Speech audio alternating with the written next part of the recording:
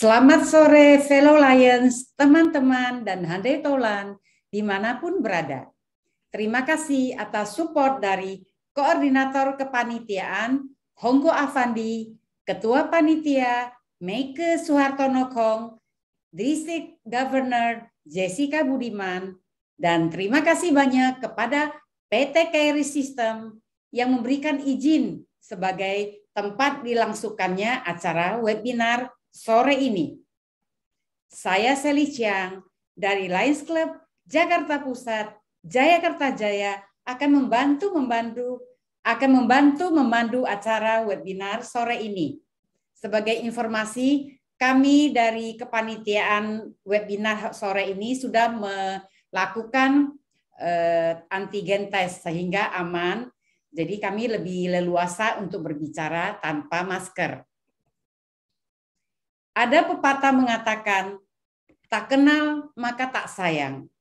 Di negara kita, Republik Indonesia, yang terbentang dari Sabang sampai Merauke, ada begitu banyak suku dan etnis yang memiliki beragam adat budaya masing-masing. Dengan mengenal lebih dalam dan untuk adat budaya saudara sebangsa dan setanah air kita, tentunya akan lebih mempererat tali persaudaraan, toleransi, dan persatuan bangsa kita. Karena itulah tema webinar kita sore ini adalah sejarah, tradisi, dan perayaan Imlek di Indonesia.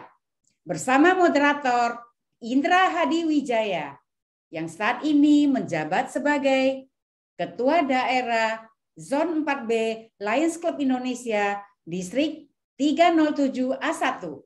Beliau juga sebagai Ketua Komisi atau Asosiasi Komunitas Profesi Sales Indonesia. Seorang Certified Financial Planner, beliau juga sebagai Agency Director of Prudential. Dan narasumber yang kami banggakan, Bapak Budi Santoso Tanuwibowo. Beliau saat ini menjabat sebagai Ketua Matakin, singkatan dari Majelis Tinggi Agama Konghucu Indonesia. Beliau juga seorang aktivis dan seorang penulis dengan berbagai usaha dan jabatan, antara lain menyusun dan mengelola penerbitan Ensiklopedia Nasional Indonesia, pemimpin redaksi Ensiklopedia Nasional Anak Indonesia, sebagai Ketua Umum Yayasan Prana Indonesia, anggota pendiri Masyarakat Dialog Antaragama atau Madya, sebagai Ketua Kehormatan PSMTI, dan mantan Sekjen INTI. Mari kita sambut acara pertama, yaitu sambutan dari Ketua Panitia Meike Suhartono Kong.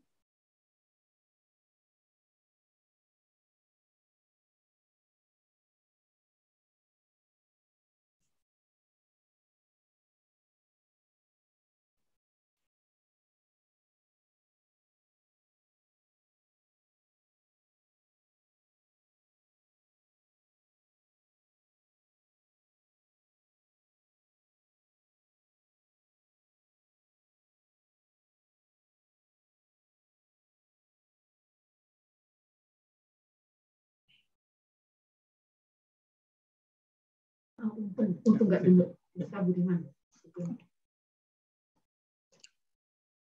Assalamualaikum warahmatullahi wabarakatuh. Salam sejahtera untuk kita semua. Om Swastiastu. Namo Buddhaya, salam kebajikan. District Governors Jessica Budiman, VDG 1, VDG 2, Sekap, Bengkap, para KD, KW, dan KK, Fellow Lions, dan semua peserta webinar sejarah tradisi perkembangan Imlek di Indonesia. Marilah kita panjatkan puji dan syukur kepada Tuhan karena hari ini kita bisa berkumpul bersama dalam acara webinar sejarah tradisi dan perkembangan Imlek di Indonesia dengan narasumber Bapak Budi S. Tanuwibowo, Ketua Majelis Tinggi Agama Konghucu Indonesia. Banyak dari kita yang setiap tahunnya merayakan Tahun Baru Imlek memakai baju baru warna merah, makan bersama keluarga tanpa mengerti bagaimana sejarah Tahun Baru Imlek itu sendiri. Menyambut Tahun Baru Imlek 2573 ini, kami ingin agar lebih banyak generasi muda yang mengerti sejarah Tahun Baru Imlek. Dan lebih penting lagi adalah bagaimana kita memaknai Tahun Baru Imlek dalam berbagai perspektif. Masih ada waktu bagi teman-teman semua untuk mengajak teman dan saudara yang lain untuk mengikuti acara ini. Link acara ini dibagikan di kolom chat oleh panitia.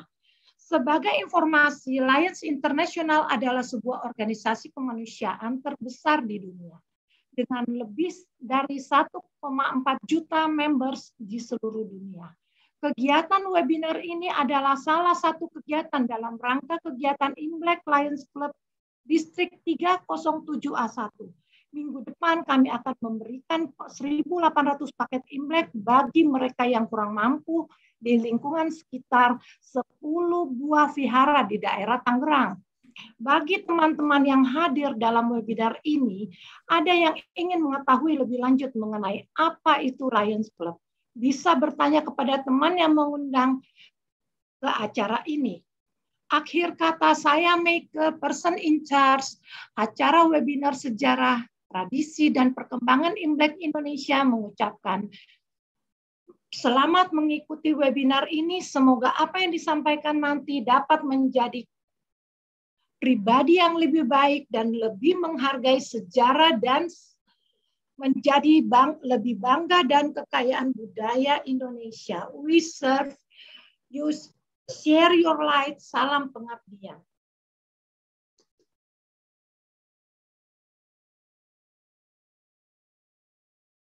Terima kasih kata-kata sambutan dari Ketua Panitia, Meike Suhartono Kong.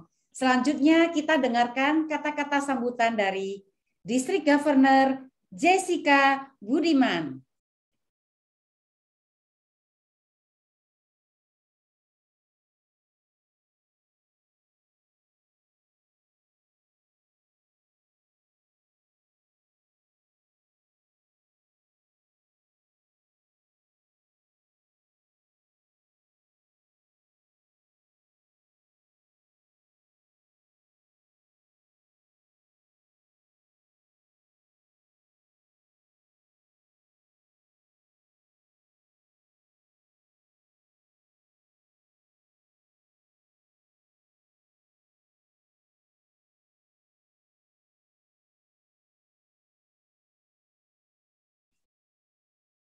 Sekali lagi, selanjutnya acara kita adalah mendengarkan kata-kata sambutan dari District Governor Jessica Budiman. Baik, terima kasih MC Sally kita yang luar biasa. Assalamualaikum warahmatullahi wabarakatuh. Shalom, salam sejahtera bagi kita semua. Om Swastiastu, Namo Buddhaya, salam kebajikan dan salam pengabdian. Selamat siang saya ucapkan kepada Ketua Panitia Lion Meike Suhartono Kong dan juga kepada Koordinator Imlek kita Kakak Honggo dan tentunya kepada penarasumber kita pada siang hari ini Bapak Budi Santoso Tanuwibowo selaku Ketua Matakin dan juga kepada moderator kita Kade Indra dan fellow Lion serta Bapak Ibu semua yang saya banggakan. Pertama-tama saya ucapkan selamat kepada Kakak Meike dan segenap teman-teman panitia yang telah merencanakan webinar yang sangat unik pada hari ini. Seperti tadi telah disampaikan, mungkin banyak dari kita yang sering merayakan Imlek ya. Tadi Kakak Meike sampaikan pakai baju merah, mungkin makan ikan dan berbagai tradisi lainnya. Nah, namun mungkin banyak dari kita yang sudah melupakan atau sudah lupa atau tidak pernah dengar bahkan apa sih latar belakang di balik semua itu yang kita lakukan. Nah, semoga pada siang hari ini kita bisa bersama-sama belajar mengenai sejarah Imlek atau Tahun Baru China ini.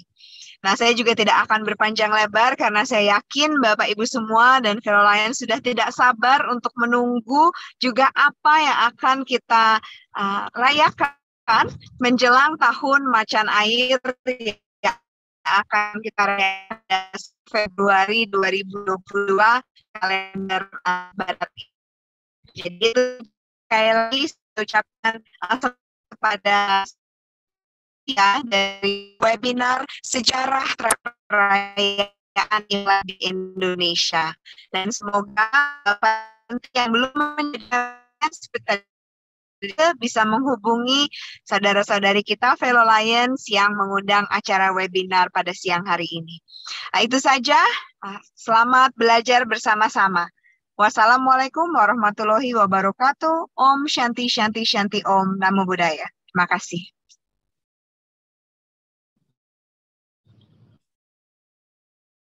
Terima kasih District Governor Jessica Budiman untuk kata-kata sambutannya. Sekarang sampailah kita ke dalam inti perbincangan. Waktu dan kesempatan saya berikan kepada moderator Indra Hadi Wijaya. Ya, selamat sore untuk semua peserta webinar Sejarah, Tradisi, dan Perkembangan Perayaan Imlek Indonesia. Hari ini saya Indra Hadi Wijaya sedang bersama-sama dengan satu tamu yang luar biasa, yaitu adalah Pak Budi Ranuwibowo. Selamat sore Pak Budi. Sore. Apa kabar Pak? Ya, sehat lah. Sehat ya? Ya, untuk usia seperti saya, ya kondisi sekarang cukup sehat Pak. Wih, kalau boleh tahu sekarang usia berapa sih Pak? Hampir 62. Hampir 62. Wih, nggak kelihatan ya. Saya kirain tadi Pak Budi baru 50-an berapa gitu Pak. Nggak 26 ya. Kalau 26 terlalu lebay Pak. Ya, ya. Gimana Pak Budi? Selama PPKM ini kegiatan-kegiatan gimana? Ya, waktu COVID sedang puncak-puncaknya, tentu semua orang yang berpikir waras harus mengerem semua kegiatannya ya. Jadi praktis selama proses COVID memuncak itu saya lebih banyak di rumah. Dan dampaknya positif. Berat badan yang selama ini sulit turun, jadi turun. Malah turun ya Pak ya? Ya, tapi ketika COVID sudah mulai reda dan kegiatan-kegiatan banyak yang harus kami hadiri, mau nggak mau sajian makin banyak, kembali lagi ya. Ya kembali lagi, jadi praktis ketika sebelum COVID beratnya segitu, turun sampai 10 kilo, balik lagi kan. Oh, udah balik lagi. Kondisi awal ya. Mudah-mudahan jangan lebih ya Pak ya? Iya, itu jangan dapat bonus lah. Jangan dapat bonus. Oke, untuk teman-teman yang masih belum mengenal Pak Budi adalah tadi sudah diperkenalkan oleh MC, yaitu Pak Budi adalah ketua dari Matakin ya, Majelis Tinggi Agama Konghucu Indonesia. Nah, kalau boleh tahu Pak, Matakin itu apa sih dan kemudian kegiatan-kegiatan yang Matakin Pak? Mungkin teman-teman masih banyak yang belum tahu. Ya, Matakin adalah sebuah majelis atau organisasi yang menaungi seluruh umat Konghucu di Indonesia. Okay. Secara organisatoris, Matakin ini pernah mengalami banyak ganti nama. Cikal bakalnya sebenarnya pada 17 Maret tahun 1900. 1900. Yaitu sama dengan pendirian Tionghoa Wekuan, karena awal pendirian Tionghoa Wekuan itu adalah untuk melestarikan ajaran agama Konghucu yang mulai tercampur dengan hal-hal di luar itu. Jadi para pendiri itu, Lee Kim Hock, Hwa Keng Hek, itu memurnikan kembali. Namun kemudian kegiatan Tionghoa Wekuan ini lebih banyak fokus kepada pendidikan, karena pendidikan memang di dalam agama Konghucu ditinggikan. Bahkan Konghucu sendiri mengatakan pemerintahan yang baik sekalipun belum sebanding dengan pendidikan yang baik. Pemerintahan yang baik masih bisa membuat rakyatnya takut atau kehilangan harga diri, tapi pendidikan yang baik akan membuat rakyat bangkit harga dirinya. Jadi itu langsung fokusnya ke sana. Nah, para senior yang merasa bahwa ini kok fokusnya agak di luar perkiraan sebelumnya, di luar harapan sebelumnya, mulai mendirikan makin-makin majelis agama Konghucu di daerah-daerah. Jadi tahun-tahun 1911-an itu mulai berdiri di mana-mana. 1918 yang saya ingat ada di Solo.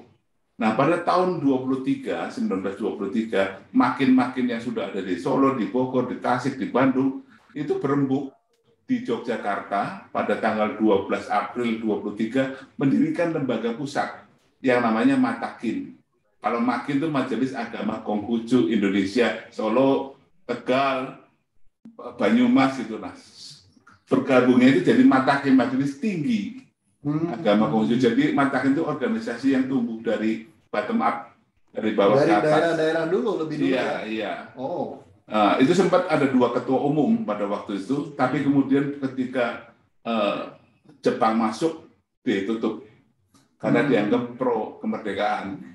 Oh. Baru lahir kembali 16 April tahun 55. Tahun 55. Iya, di Solo.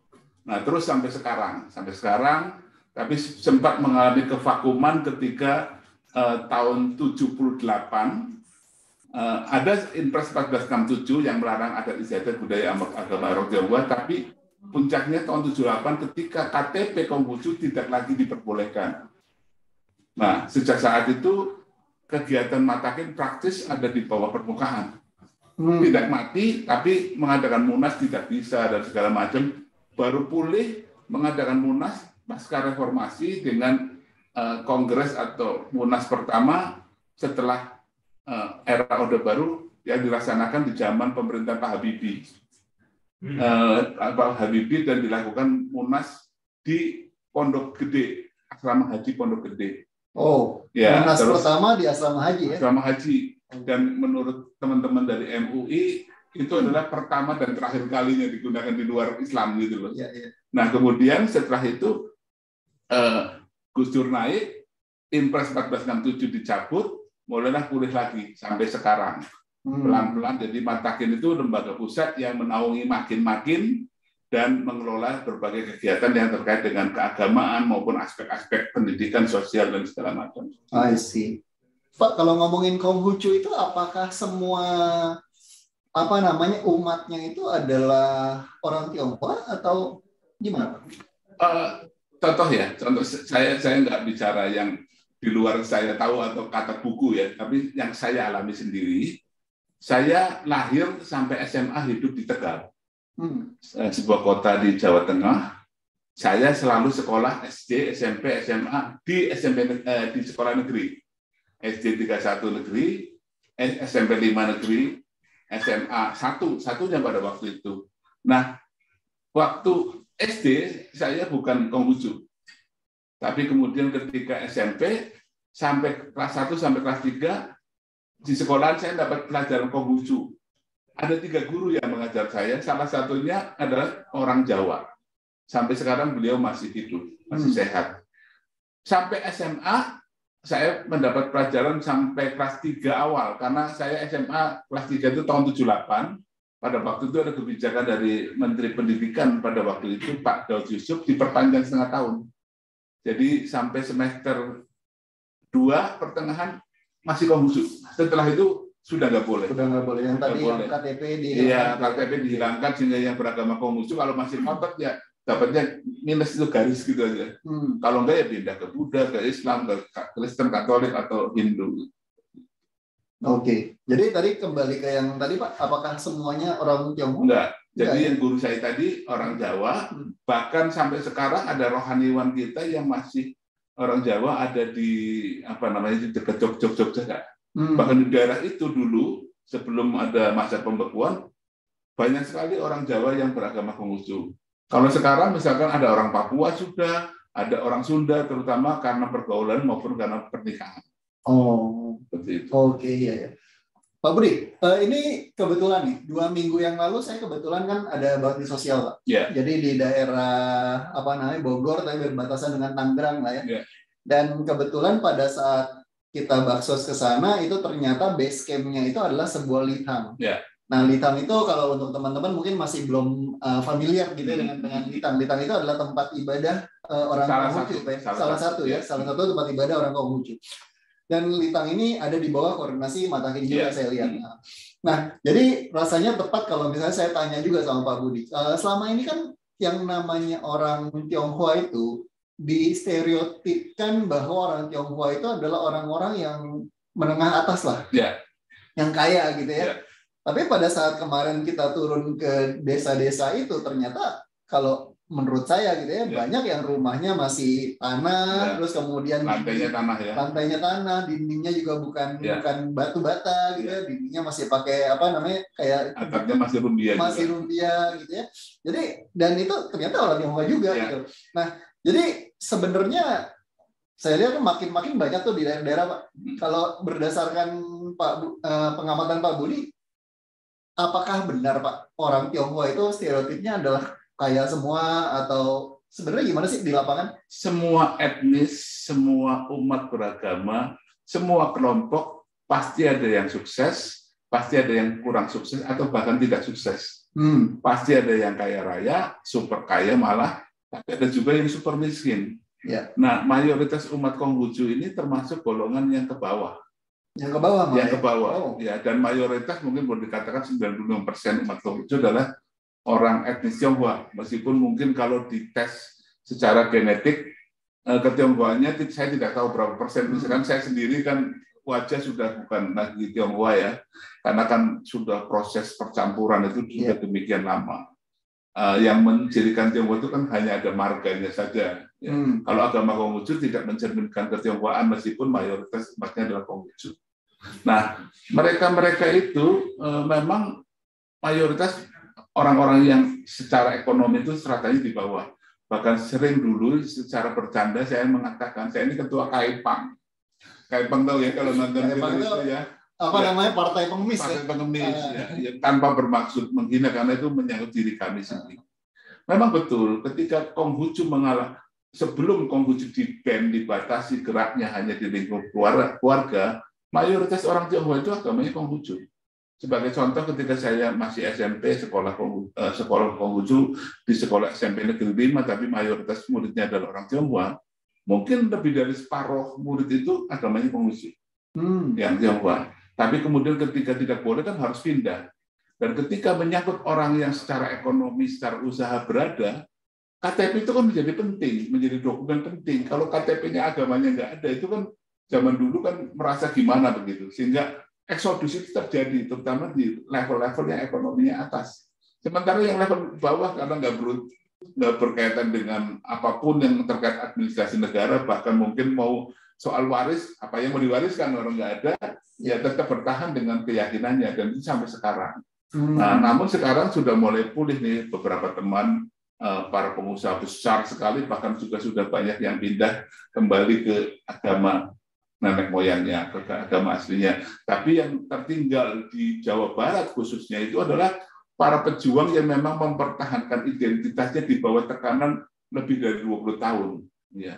Tetap mempertahankan, karena mereka memang menjadi basisnya, mereka tetap bertahan dengan ajarannya, bahkan kalau ke Pulau Seribu pun ada. Kalau kita lihat data statistik yang dikeluarkan oleh BPS maupun data kependudukan oleh Admindo, seluruh provinsi itu ada umat Konghucunya, meskipun jumlahnya mungkin cuma sedikit. Dan yang menjadi basis itu adalah paling banyak itu Babel, kemudian Kalimantan Barat, Jawa Barat, ya Riau dan segala macam seperti itu paling banyak. Tapi itu yang secara KTP. Kalau yang secara belum ganti KTP, karena masih banyak yang trauma, nanti ganti KTP, politik berganti lagi, mengurus ini, padahal itu nggak benar, tapi kan trauma itu masih ada. Itu ya masih banyak, lebih banyak daripada yang sudah mengganti identitas di KTP-nya sebagai Konghucu. Nah itu memang masyarakat ini, dan memang bukan hanya soal terkait Konghucu saja, semua etnis, saya kebetulan orang yang suka jalan-jalan kemana-mana, ada yang kaya, ada yang miskin. Kan kadang-kadang kita bilang kalau agamanya ini miskin, kalau agamanya kaya, enggak loh, kebalik-balik. Ya, kita makin ke timur kan makin kurang ya. Etnis tertentu yang agamanya tertentu kaya raya banyak. Yang penting ada jiwa wira swastanya atau tidak. Dan yang kedua mungkin struggle of life-nya ya. Ketika seseorang itu harus mudik keluar dari kampungnya, bermigrasi kemanapun atau menjadi perantau, pasti daya juangnya lebih tinggi. Dan kayaknya itu sama juga kelihatan juga di Jakarta. Orang-orang dari daerah meskipun yang bukan ada yang dibilang etnis apa katanya gini, tapi begitu sampai Jakarta struggle semua ya Pak. Kita bilang dulu orang Singkawang kurang-kurang semua ya.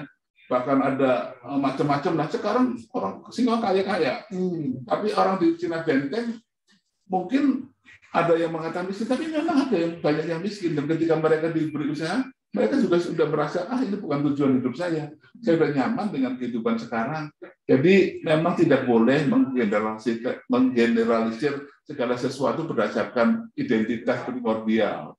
Ada yang semua umat itu ada yang baik, ada yang kurang baik, ada yang kaya, ada yang kurang kaya, ada yang sukses, ada yang kurang sukses, itu semuanya. Jadi cara-cara seperti itu mengklasifikasi atau menjudge seseorang atas dasar ikatan primordial sudah terlalu ketinggalan. Ketinggalan itu kuno lah. Jadi masih ada kesempatan untuk semua ya. Jadi semua orang asal mau berusaha dan menyesuaikan diri dengan keadaan, beradaptasi. Sekarang misalkan orang yang kaya dengan sistem bisnis lama, dengan adanya sistem online ini bisa saja mati loh mendadak. Atau yang online tapi keluar lagi yang lebih canggih, baru di launching sehari bisa nggak laku tuh. Kalau ada cara yang jadi memang dibutuhkan makin ke depan adalah kualitas manusia. Makanya Konghucu sebagai salah satu tokoh besar dalam sejarah dunia sadar bahwa pendidikan dan perubahan itu adalah dasar dari semuanya. Belajar setiap hari, teliti hakikat setiap perkara, perbarui diri tanpa henti, itu ajarannya. Dan itu tahun berapa? 551 sebelum Masehi. 551 sebelum Masehi. Jadi artinya 2.500 tahun yang lalu. Sudah sadar seperti itu.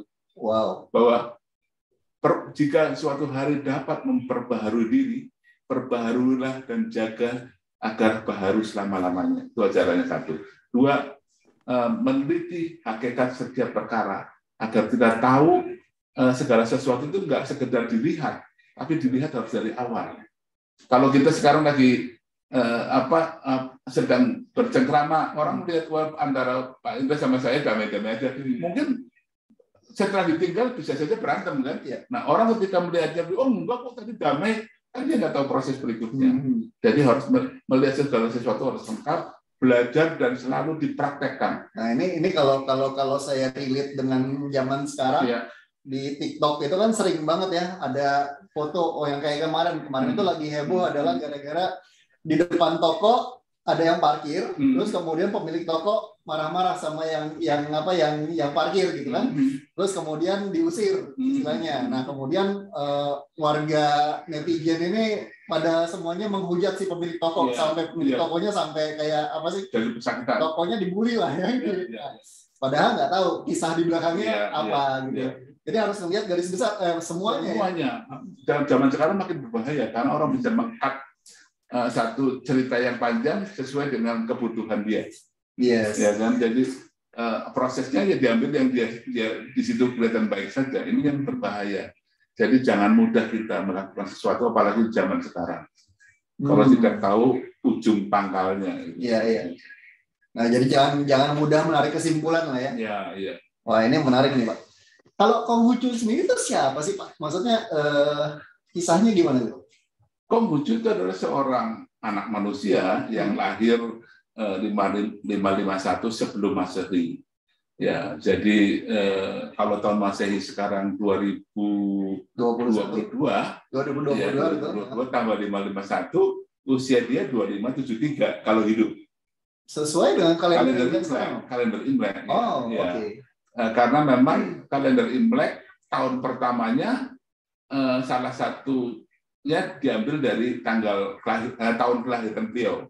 Meskipun juga ada beberapa versi, tapi yang paling populer yang ini. Ya, kalau kita lihat kalender lama zaman engkong kita, ya kita buka aja, itu jelas bahwa tahunnya ya seperti yang sekarang. Selisih 551 tahun dengan kalender Masehi. Oke, karena Konghucu lahir 551 Masehi. Beliau lahir di pemerintahan dinasti Zhou, sebuah dinasti yang memerintah sebagian wilayah Tiongkok sekarang dari tahun 1122 sebelum Masehi sampai 256. Itu kalau kotanya sekarang kota apa tuh, Pak? Wah, kotanya saya nggak hafal, nggak hafal. Tapi dinasti ini rajanya itu bukan orang Han. Kaisarnya bukan orang Han, tapi orang Parsia. Orang Han itu by the way adalah apa namanya suku asli Cina ya? Han itu ya? Han itu mayoritas. Mayoritas. Ya, 90% lebih. Jadi kalau ngomongin orang Cina itu sebenarnya orang Han gitu ya? Ya, boleh dikatakan itu. Tapi kalau bilang China sebagai kesatuan, ya di dalamnya ada Persia, ada Han, ada Manchu, Mongol, Uighur, Parsia, Melayu, Dayak. Di Taiwan kan Dayak ada. Kalau di Taiwan itu kan Dayak. Banyak orang-orang Dayak segala macam. Jadi banyak sekali, tapi itu kecil. Yang paling besar orang Han. Nah, Tiongkok itu jangan dibayangkan bahwa yang menjadi pemimpin itu selalu orang Han. Contoh, pernah dijajah Mongol. Ya orang Mongol, aku bedakan kan orang Mongol. Atau Manchu, Kaisar Qianlong itu kan, namanya Qianlong, tapi kan itu orang Manchu. Nah demikian juga ini Wen Wang itu namanya nama Chinese, tapi orang Parsia. Ya. Nah Konghucu lahir di situ.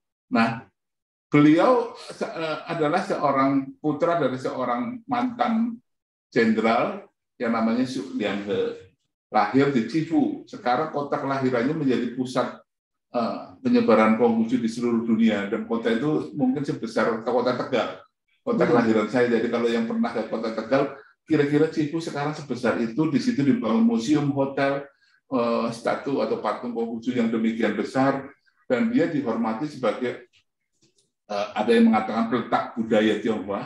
Jadi itu akar budayanya, dia yang mencatat sejarah sampai yang sebelumnya sampai dia hidup. Dan dia juga seorang, bukan dia sendiri nggak mengaku sebagai pendiri, tapi penerus ajaran para suci yang dikenal sebagai Rujiao, yang di Indonesia dinamakan agama Konghucu. Nah, nabi-nabinya yang masih tercatat, ya artinya kalau saya sebut angka itu bukan berarti jumlahnya segitu, tapi yang masih ada catatannya ada 25. Dan Konghucu adalah nabi yang ke-25. Nabi yang terakhir? Nabi yang terakhir dalam Rujiao, bukan agama yang lain. Ya.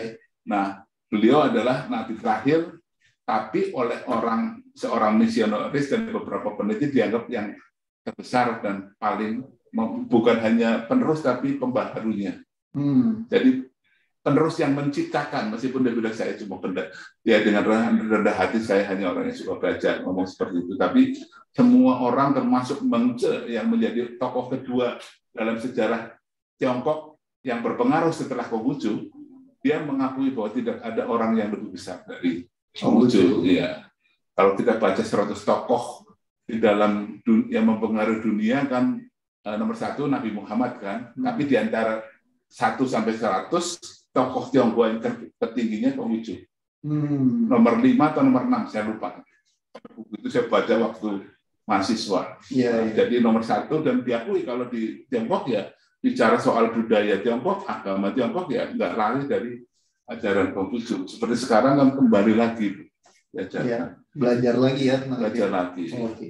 Nah ini hari ini kan kita ngomongin tentang Imlek nih Pak. Nah sekarang saya mau relate sedikit antara Imlek dengan dengan Konghucu nih Pak. Kira-kira ada apa sih hubungannya antara tahun baru atau kalender Imlek atau tahun baru Imlek dengan Konghucu Pak? Kalau kita bicara Imlek dari zaman awal diciptakan sampai sekarang, terutama dikaitkan dengan keindonesiaan ya, itu ada 13 tokoh dan catatan sejarah yang harus kita ingat. 13 tokoh itu bukan tokoh semua. 7 di Tiongkok. 7 di Tiongkok. Tiongkok sekarang ya.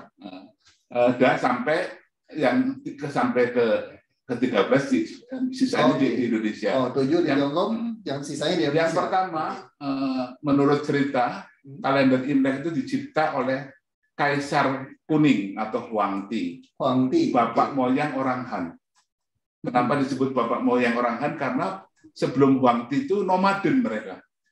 Tapi setelah Huangti berkuasa, masyarakatnya menjadi menetap dan terciptalah sawah. Dia yang pertama kali menciptakan sawah. Jadi karena sawah berarti kan masyarakatnya tinggal di situ. Jadi sebelum Huangti itu berkeliling. Orang-orang Tiongkok itu bukan agraris gitu. Bukan membakar hutan, buka lahan, ntar ditinggalin lagi berladang gitu ya.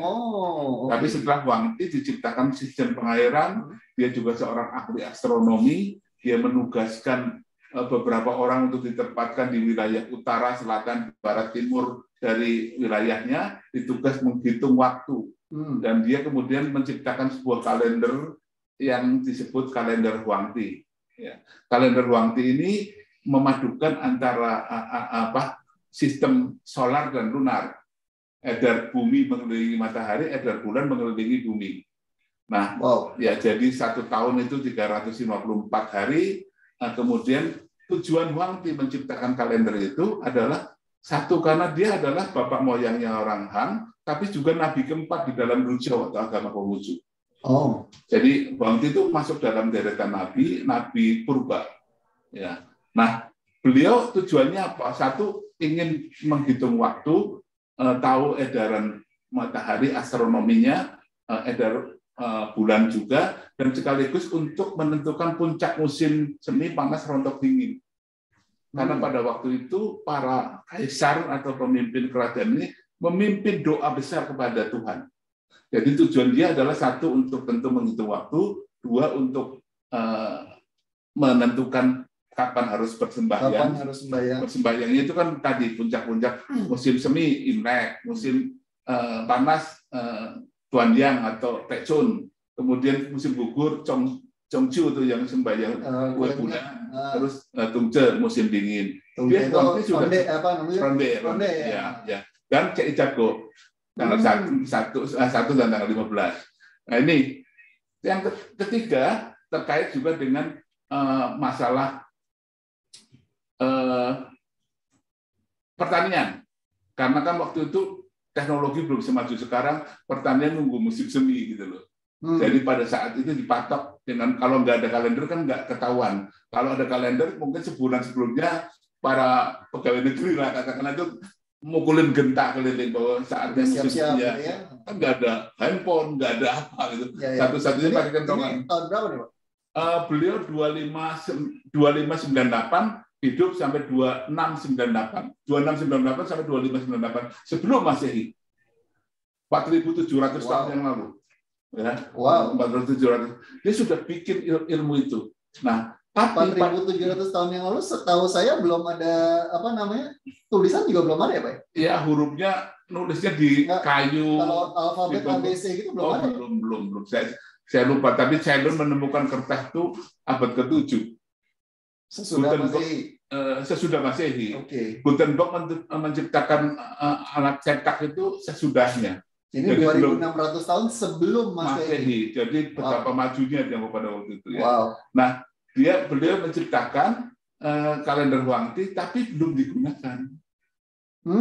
Dia hanya untuk menghitung, tapi untuk keperluan terbatas. Baru digunakan itu pada tahun 2205 sebelum Masehi, jadi berapa? 500 tahun kemudian. Ketika ada dinasti pertama di wilayah Tiongkok, wilayah yang sekarang kita kenal sebagai wilayah Tiongkok, zaman dinasti Xia, atau kalau istilah Hokkien ini dinasti He.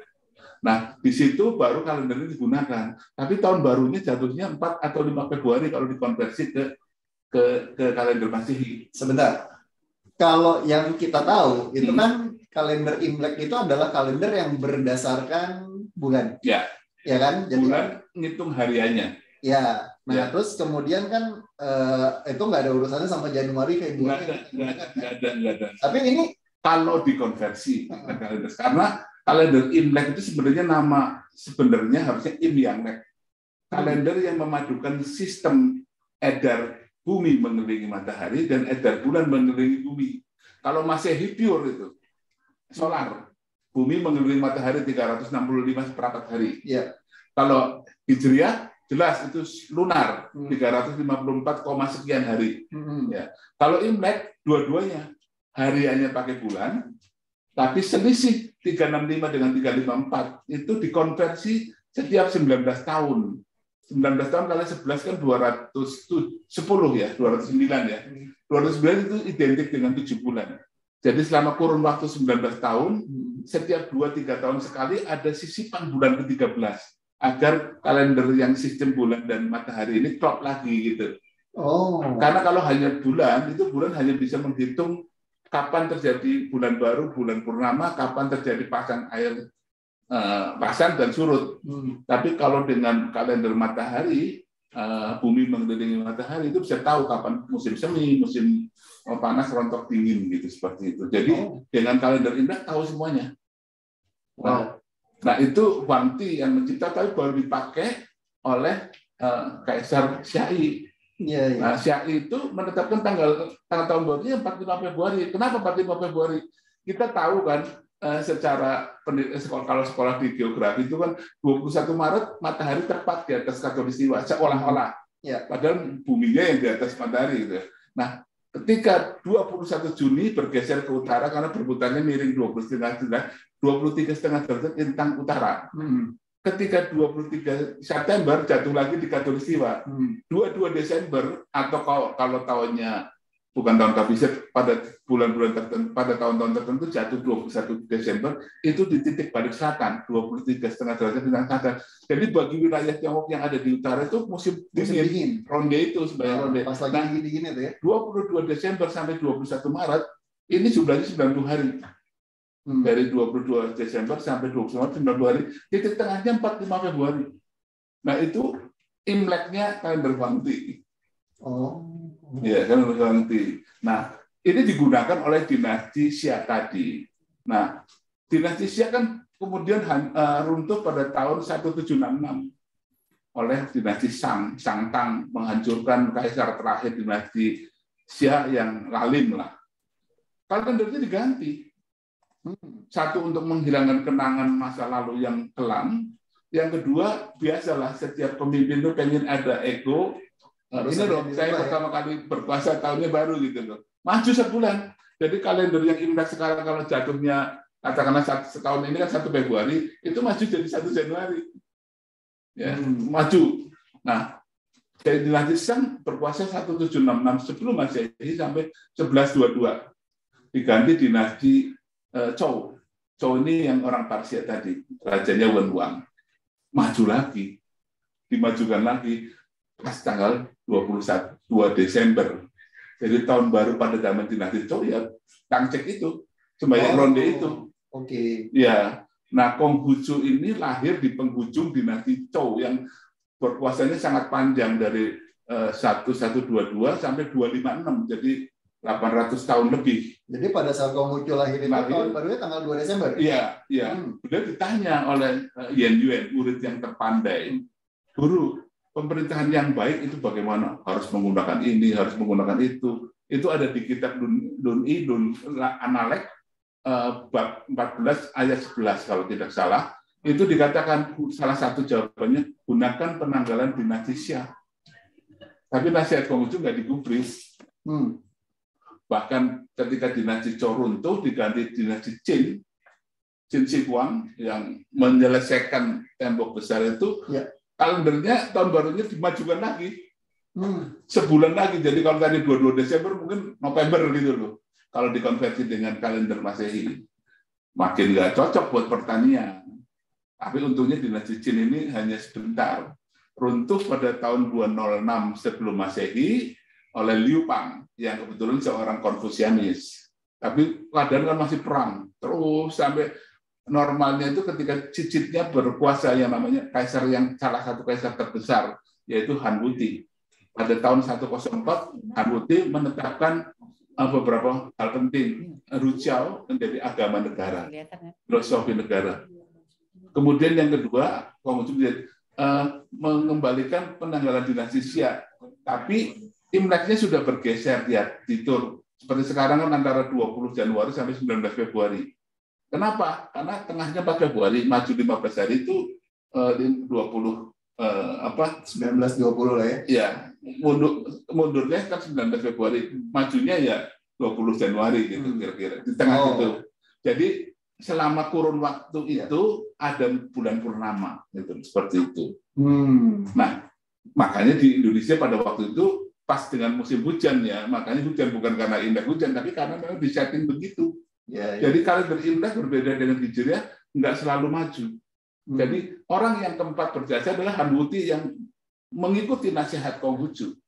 Nah, ketika sudah ditetapkan bahwa kembali menggunakan kalender Xia, timbul pertanyaan sejak kapan tahun pertama ditetapkan. Beliau tetapkan mengikuti lahirnya Konghucu, bukan dia berkuasa atau kakeknya mendirikan kerajaan. Nah, sejak itu abadi, nggak pernah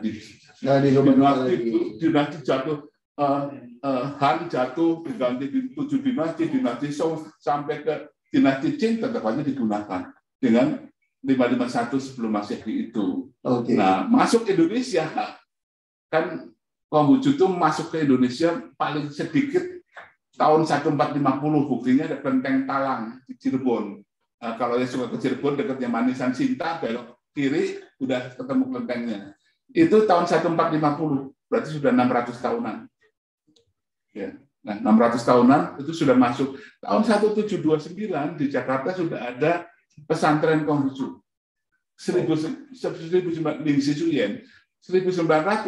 Maret berdiri Tionghoa Wequan. 12 April 23 berdiri Matakin sampai sekarang. Nah, ini sudah lama. Jadi artinya ketika merdeka tahun 17 Agustus 45 baru 10 bulan 18 Juni tahun 46 Bung Karno mengeluarkan surat keputusan Presiden OEM nomor 2 tahun 46 yang menetapkan 4 hari libur buat orang Tionghoa yang mayoritas waktu itu beragama Konghucu. 1, Imlek, hari raya fakultatif. 2, Cengbeng. 3, hari Natal atau lahirnya Konghucu atau maulidnya Konghucu, dan hari wafatnya. Ini semua orang Tionghoa libur. Tapi yang bukan Tionghoa, bukan Konghucu, setengah hari. Nah, tapi kemudian keluar ditegaskan lagi di Undang-Undang Nomor PMPS tahun 65 bahwa agama yang banyak dipeluk orang Indonesia salah satunya adalah Konghucu. Disebutkan Islam, Kristen, Katolik, Hindu, Buddha, dan Konghucu. Kemudian disahkan menjadi Undang-Undang tahun 69. Tapi tahun 67 keluar Impres 1467 dari Pak Harto yang mengatakan bahwa segala adat istiadat budaya dan agama kepercayaan orang Tionghoa hanya boleh dirayakan secara terbatas. Tidak disebutkan Konghucu, tidak disebutkan Tao. Tapi mulai ada pengekangan-pengekangan, meskipun belum drastis. Buktinya tahun 74, Matakin masih ditawari mendirikan Kung Miao, Kelenteng. Tapi akhirnya karena segala sesuatu, Taman Mini kan 74, masih ditawarin. Kalau sekarang dilihat, itu letaknya setelah wihara, jadi ada di Padepokan Sambernyawa. Seperti itu, tapi akhirnya nggak jadi. Ya, kalau masa satu jalanan tuh ya. Satu jalanan, apa? ya.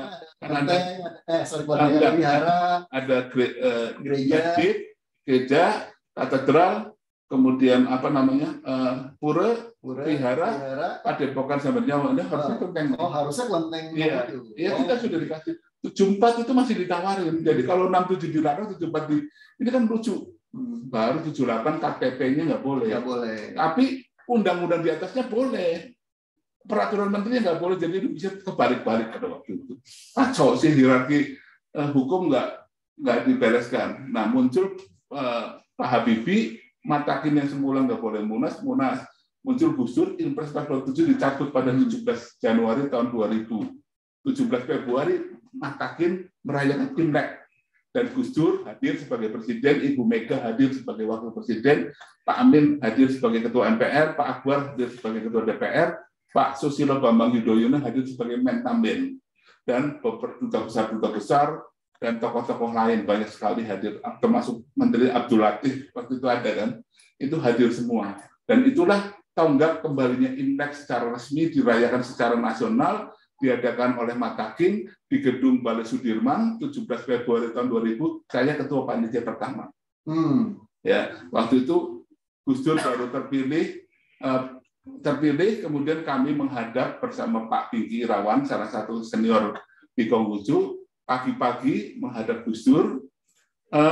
Baru dilantik kurang lebih seminggu gitu. Di istana kita bertiga aja, saya, Pak Pinky, sama Gus Dur. Kita ngomongkan, kita udah kenal lama, jauh sebelum Gus Dur mengalami gangguan mata. Gus, mumpung sampean jadi presiden, boleh nggak mengadakan Imlek nasional? Apa itu? Imlek yang dihadiri orang Konghucu dari seluruh Indonesia, dihadiri para tokoh Tionghoa, para tokoh bangsa, dan sampean sebagai presiden hadir. Beliau nggak ngomong boleh atau nggak boleh. Adakan 2 kali. Saya sama Pak Pinky pandang-pandangan. 2 kali. Sekali aja Meyucien, nggak punya duit waktu itu. 2 kali, Gus, sekali aja. Dia bilang, sekali aja itu karena masalah uang, kita nggak punya. Sekali aja, kan yang Buddha, Waisak kan sekali. Hindu nyepi cuma sekali. Islam kalau banyak ya lumrah karena mayoritas. Kristen, Katolik 2 aja cuma sekali. Udah pokoknya 2 kali. Kamu jadi ketua panitia menurut saya, ketua panitia Imlek di Jakarta, Pinky ketua Capgomnya di Surabaya.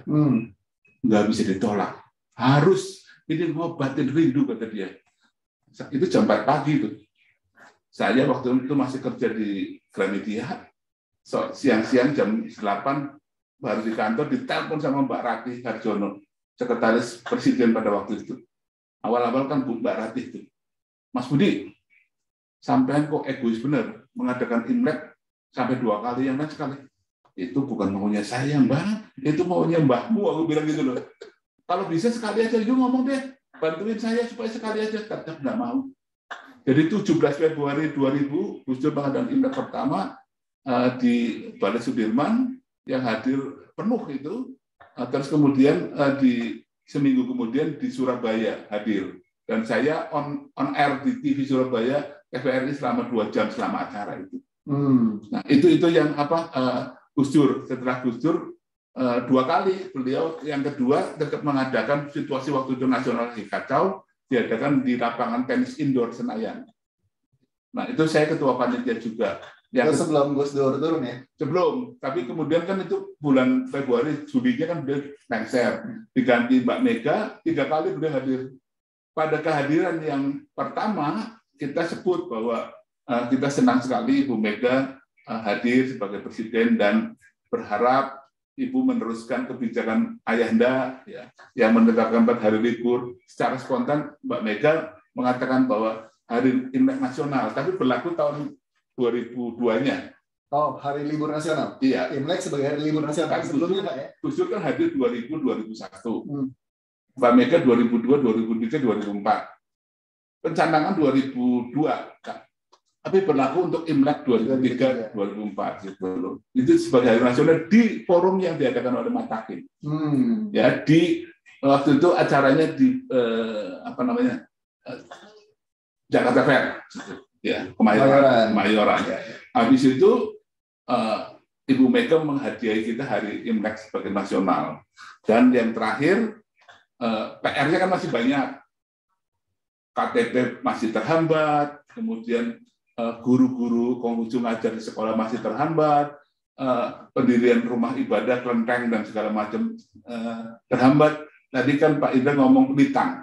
Ketika Konghucu tidak bisa mendirikan kelenteng, terlarang, ya kita menyikapi dengan mendirikan litang gitu loh. Jadi itu ruang kebaktian biasa seperti gereja segala macam. Tujuannya ya kalau kelenteng nggak bisa, ya udah bikin gedung biasa, yang penting bisa kebaktian. Nah itu yang menjadi benteng pertahanan litang itu. Nah kemudian Pak SBY meresmikan Kumiau. Jadi di masa akhir kehidupan Pak Harto dan melalui Mbak Tutut memberikan sebidang tanah di bagiannya agama kan sudah habis, jadi ditaruh di depan, di bagian belakangnya keomas, tapi letaknya di hadapan masjid. Jadi itu paling depan malah, tanahnya lebih tinggi. Nah itu diresmikan oleh Pak SBY pada tanggal 23 Desember 2010, pas jabatan saya sebagai Ketua Umum pada periode 2006-2010 habis. Beliau langsung membuka Munas. Jadi panjang itu sejarah Imlek. Jadi meliputi tadi Wanti, Syai, Sangtang, kemudian Benuang, kemudian Konghucu, Hanbuti, Bung Karno, Pak Harto, Pak Habibie juga yang tadi memberikan ini, terus Bu Mega dan Gus Dur, Bu Mega, Pak SBY. Ya. Ketika Pak SBY 2006 tuntas semua itu. Tuntas semua. Semua orang Tiongkok secara undang-undang boleh menjadi presiden, sebutan Cina menjadi Tiongkok, China menjadi Tiongkok. Itu semua diselesaikan oleh zaman Pak SBY. Saya berpikir pada saat itu dilarang, Pak, itu masyarakat Tiongkok di Indonesia itu merayakan Imlek, tahun baru Imlek itu di mana? Di rumah. Tapi di kelenteng juga boleh. Tapi kalau misalkan saya ya, Tegal itu kota yang sangat beruntung, bukan hanya Singkawang. Tegal selama pelarangan itu tetap boleh gotong topekong. Oh, tapi kalau itu adalah patung ya, patung yang dewa ya? tandu dan itu digoyang-goyang, biasanya itu keliling sampai kampung-kampung, dari kelenteng dimandikan dulu ke laut, sembahyang di laut, dan itu dana untuk itu didukung oleh para nelayan, termasuk nelayan dari Bugis yang ada di Tegal, mendukung karena mereka berkeyakinan setiap ada arak-arakan itu income dari tangkapan ikannya banyak. Oh, Nah, sampai kemana-mana, dan kalau di merconnya zaman saya kecil itu merconnya segede-gede gini. Mereka dengan yakin tidak kena, gitu loh. Nah, tapi kemudian pada waktu itu hanya dibatasi di area kelenteng aja, tapi Tegal cukup bebas, ya karena memang salah satu tokohnya dekat dengan Pak Harto, ya. Boleh di Tegal, bahkan nggak pernah berhenti, khusus Tegal ya, bahkan Konghucu sudah dilarang pendidikannya, tapi UGM itu nggak pernah berhenti. UGM tetap memberi pendidikan Konghucu untuk mahasiswanya. Jadi nggak menyeluruh. Jadi tidak dihabisi sama sekali. Cuma hak sipilnya yang hak sipil itu KTP itu nggak boleh, menikah secara Konghucu nggak boleh. Kemudian tentu menyangkut hak-hak lain ya seperti itu. Tapi kalau yang terkait ritual masih boleh. Munas nggak boleh, tapi ritual masih boleh. Oh, kalau sembahyang itu masih boleh. Boleh. Pendidikan di sekolah nggak boleh lagi, tapi di keluarga boleh. Ya, jadi ini masih ada ruang seperti itu. Iya. Oh, seru juga ya, Pak ya. Nah, terus kalau misalkan kalau misalkan dengan tahun baru Imlek sendiri, Pak. Ini kan sekarang ini kita hidup di Indonesia, di sebuah negara yang sangat-sangat multicultural gitu ya. Sangat-sangat banyak banget yang kita hadapi berbeda-beda gitu ya. Kalau menurut Pak Budi sendiri bagaimana sebaiknya sikap orang Tionghoa pada saat merayakan tahun baru Imlek itu?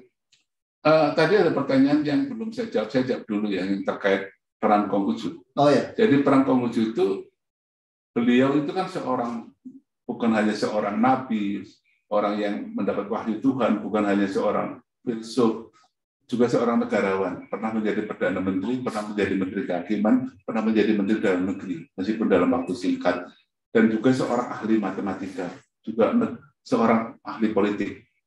Nah, dia sadar bahwa yang namanya kalender ini tidak boleh menjadi alat kekuasaan, legitimasi seseorang menjaga sesuatu, tapi harus dijadikan momen untuk memang menghitung kalender, momen untuk bercocok tanam, momen untuk memahami sembahyang, dan momen untuk kontemplasi, sekaligus momen yang terkait dengan kehidupan masyarakat. Jadi jangan sampai kalender ini digunakan untuk kepentingan penguasa, tapi kalender digunakan untuk kepentingan semua, menjadi pedoman bagi semua. Maka dia ngotot agar kalendernya balik lagi sesuai dengan pertanian. Nah, jadi peran beliau di sini adalah bagaimana dia selalu berpihak pada kejernihan batin yang terkait dengan agama, terkait dengan lingkungan, terkait dengan kehidupan sosial. Nah, inilah makanya yang dihormati oleh Hanuti. Makanya kalender kalau kita memberikannya tahunnya Kungceli. Nah, Kungceli itu artinya tahun Konghucu. Tahun lahiran Konghucu. Nah, sebentar. Bagaimana caranya negara menggunakan kalender untuk kepentingan politiknya? Kan tadi ketika si Syai berpuasa pakai kalender Imlek sekarang, meskipun tahun baru awalnya dipatok 45 Februari kalau dikonversi ke Masehi, bukan 4 Februari Masehi, tapi kalau dikonversi jatuhnya di situ. Nah, tapi setelah Sangtang, tahun pertamanya sejak dia berpuasa, ini loh legitimasi politikku. Oh. Sangtang jatuh, digantikan Bendong juga begitu. Bikin kalender sendiri. Nah, kalendernya masih yang lama, tapi tahun awalnya menentukan tahunnya, awal tahun. Tahun satu lagi. Ya. Bahkan di dalam dinasti itu ada, misalkan saya mendirikan dinasti, Pak Indra anak saya mendirikan tahun 1 pemerintahan Budi Santoso. Yuk pemerintahan Indra tahun satunya. Jadi kan sejarawan bingung nih tahunnya tahun satu yang mana gitu loh. Ini kayak nomor jalan ya. satu jalanan rumahnya ada banyak, nomor satunya ada banyak. Nah, kemudian ketika Shou jatuh diganti Chen Shihua tahun 1 lagi. Nah, hebatnya Han Wuti ketika dia mengganti kalender tahun 1-nya tidak diambil dari dia berpuasa, tapi dari kelahiran Konghucu. Sehingga kaisar-kaisar yang lain tidak bikin tahun baru awal, karena ini tokoh yang paling dihormati. Tokoh paling dihormati dalam sejarah Tionghoa sebenarnya Konghucu gitu loh. Apakah dia diakui sebagai nabi, sebagai rasul, atau orang menganggap filsafat atau penata budaya, orangnya ya sama gitu loh, seperti itu. Nah, ini setelah itu tidak ada perubahan lagi. Di Indonesia ya begitu, politik orang Tionghoa nggak terkait naik turunnya Imlek. Kalau Imlek bebas berarti politik terhadap orang Tionghoa ramah. Tapi ketika ada represi, Imlek yang salah satu yang dilarang, karena itu momen kebersamaan, momen pertemuan banyak orang, momen untuk melakukan berbagai kolaborasi. Nah, pertanyaan yang berikutnya, bagaimana ke depan? Kita tahu bahwa Imlek itu mempunyai multidimensi. Dimensi pertama adalah dimensi astronomis, terkait dengan perhitungan ilmu falak, menentukan kapan tahun baru, kapan musim ini, kapan pasang surut gitu ya, itu satu. Yang kedua, di sini kita harus belajar kan. Masa orang zaman dulu bisa tahu, kita yang teknologinya banyak nggak bisa ngitung. Ya, itu satu. Yang kedua, sembahyang. Zaman dulu kementerian cuma ada 6. Kaisar-kaisar dulu cuma ada kementerian, tapi ada menteri urusan spiritual. Jadi mendidik masyarakat itu tidak sekedar dengan ilmu pengetahuan, tapi juga dengan spiritual.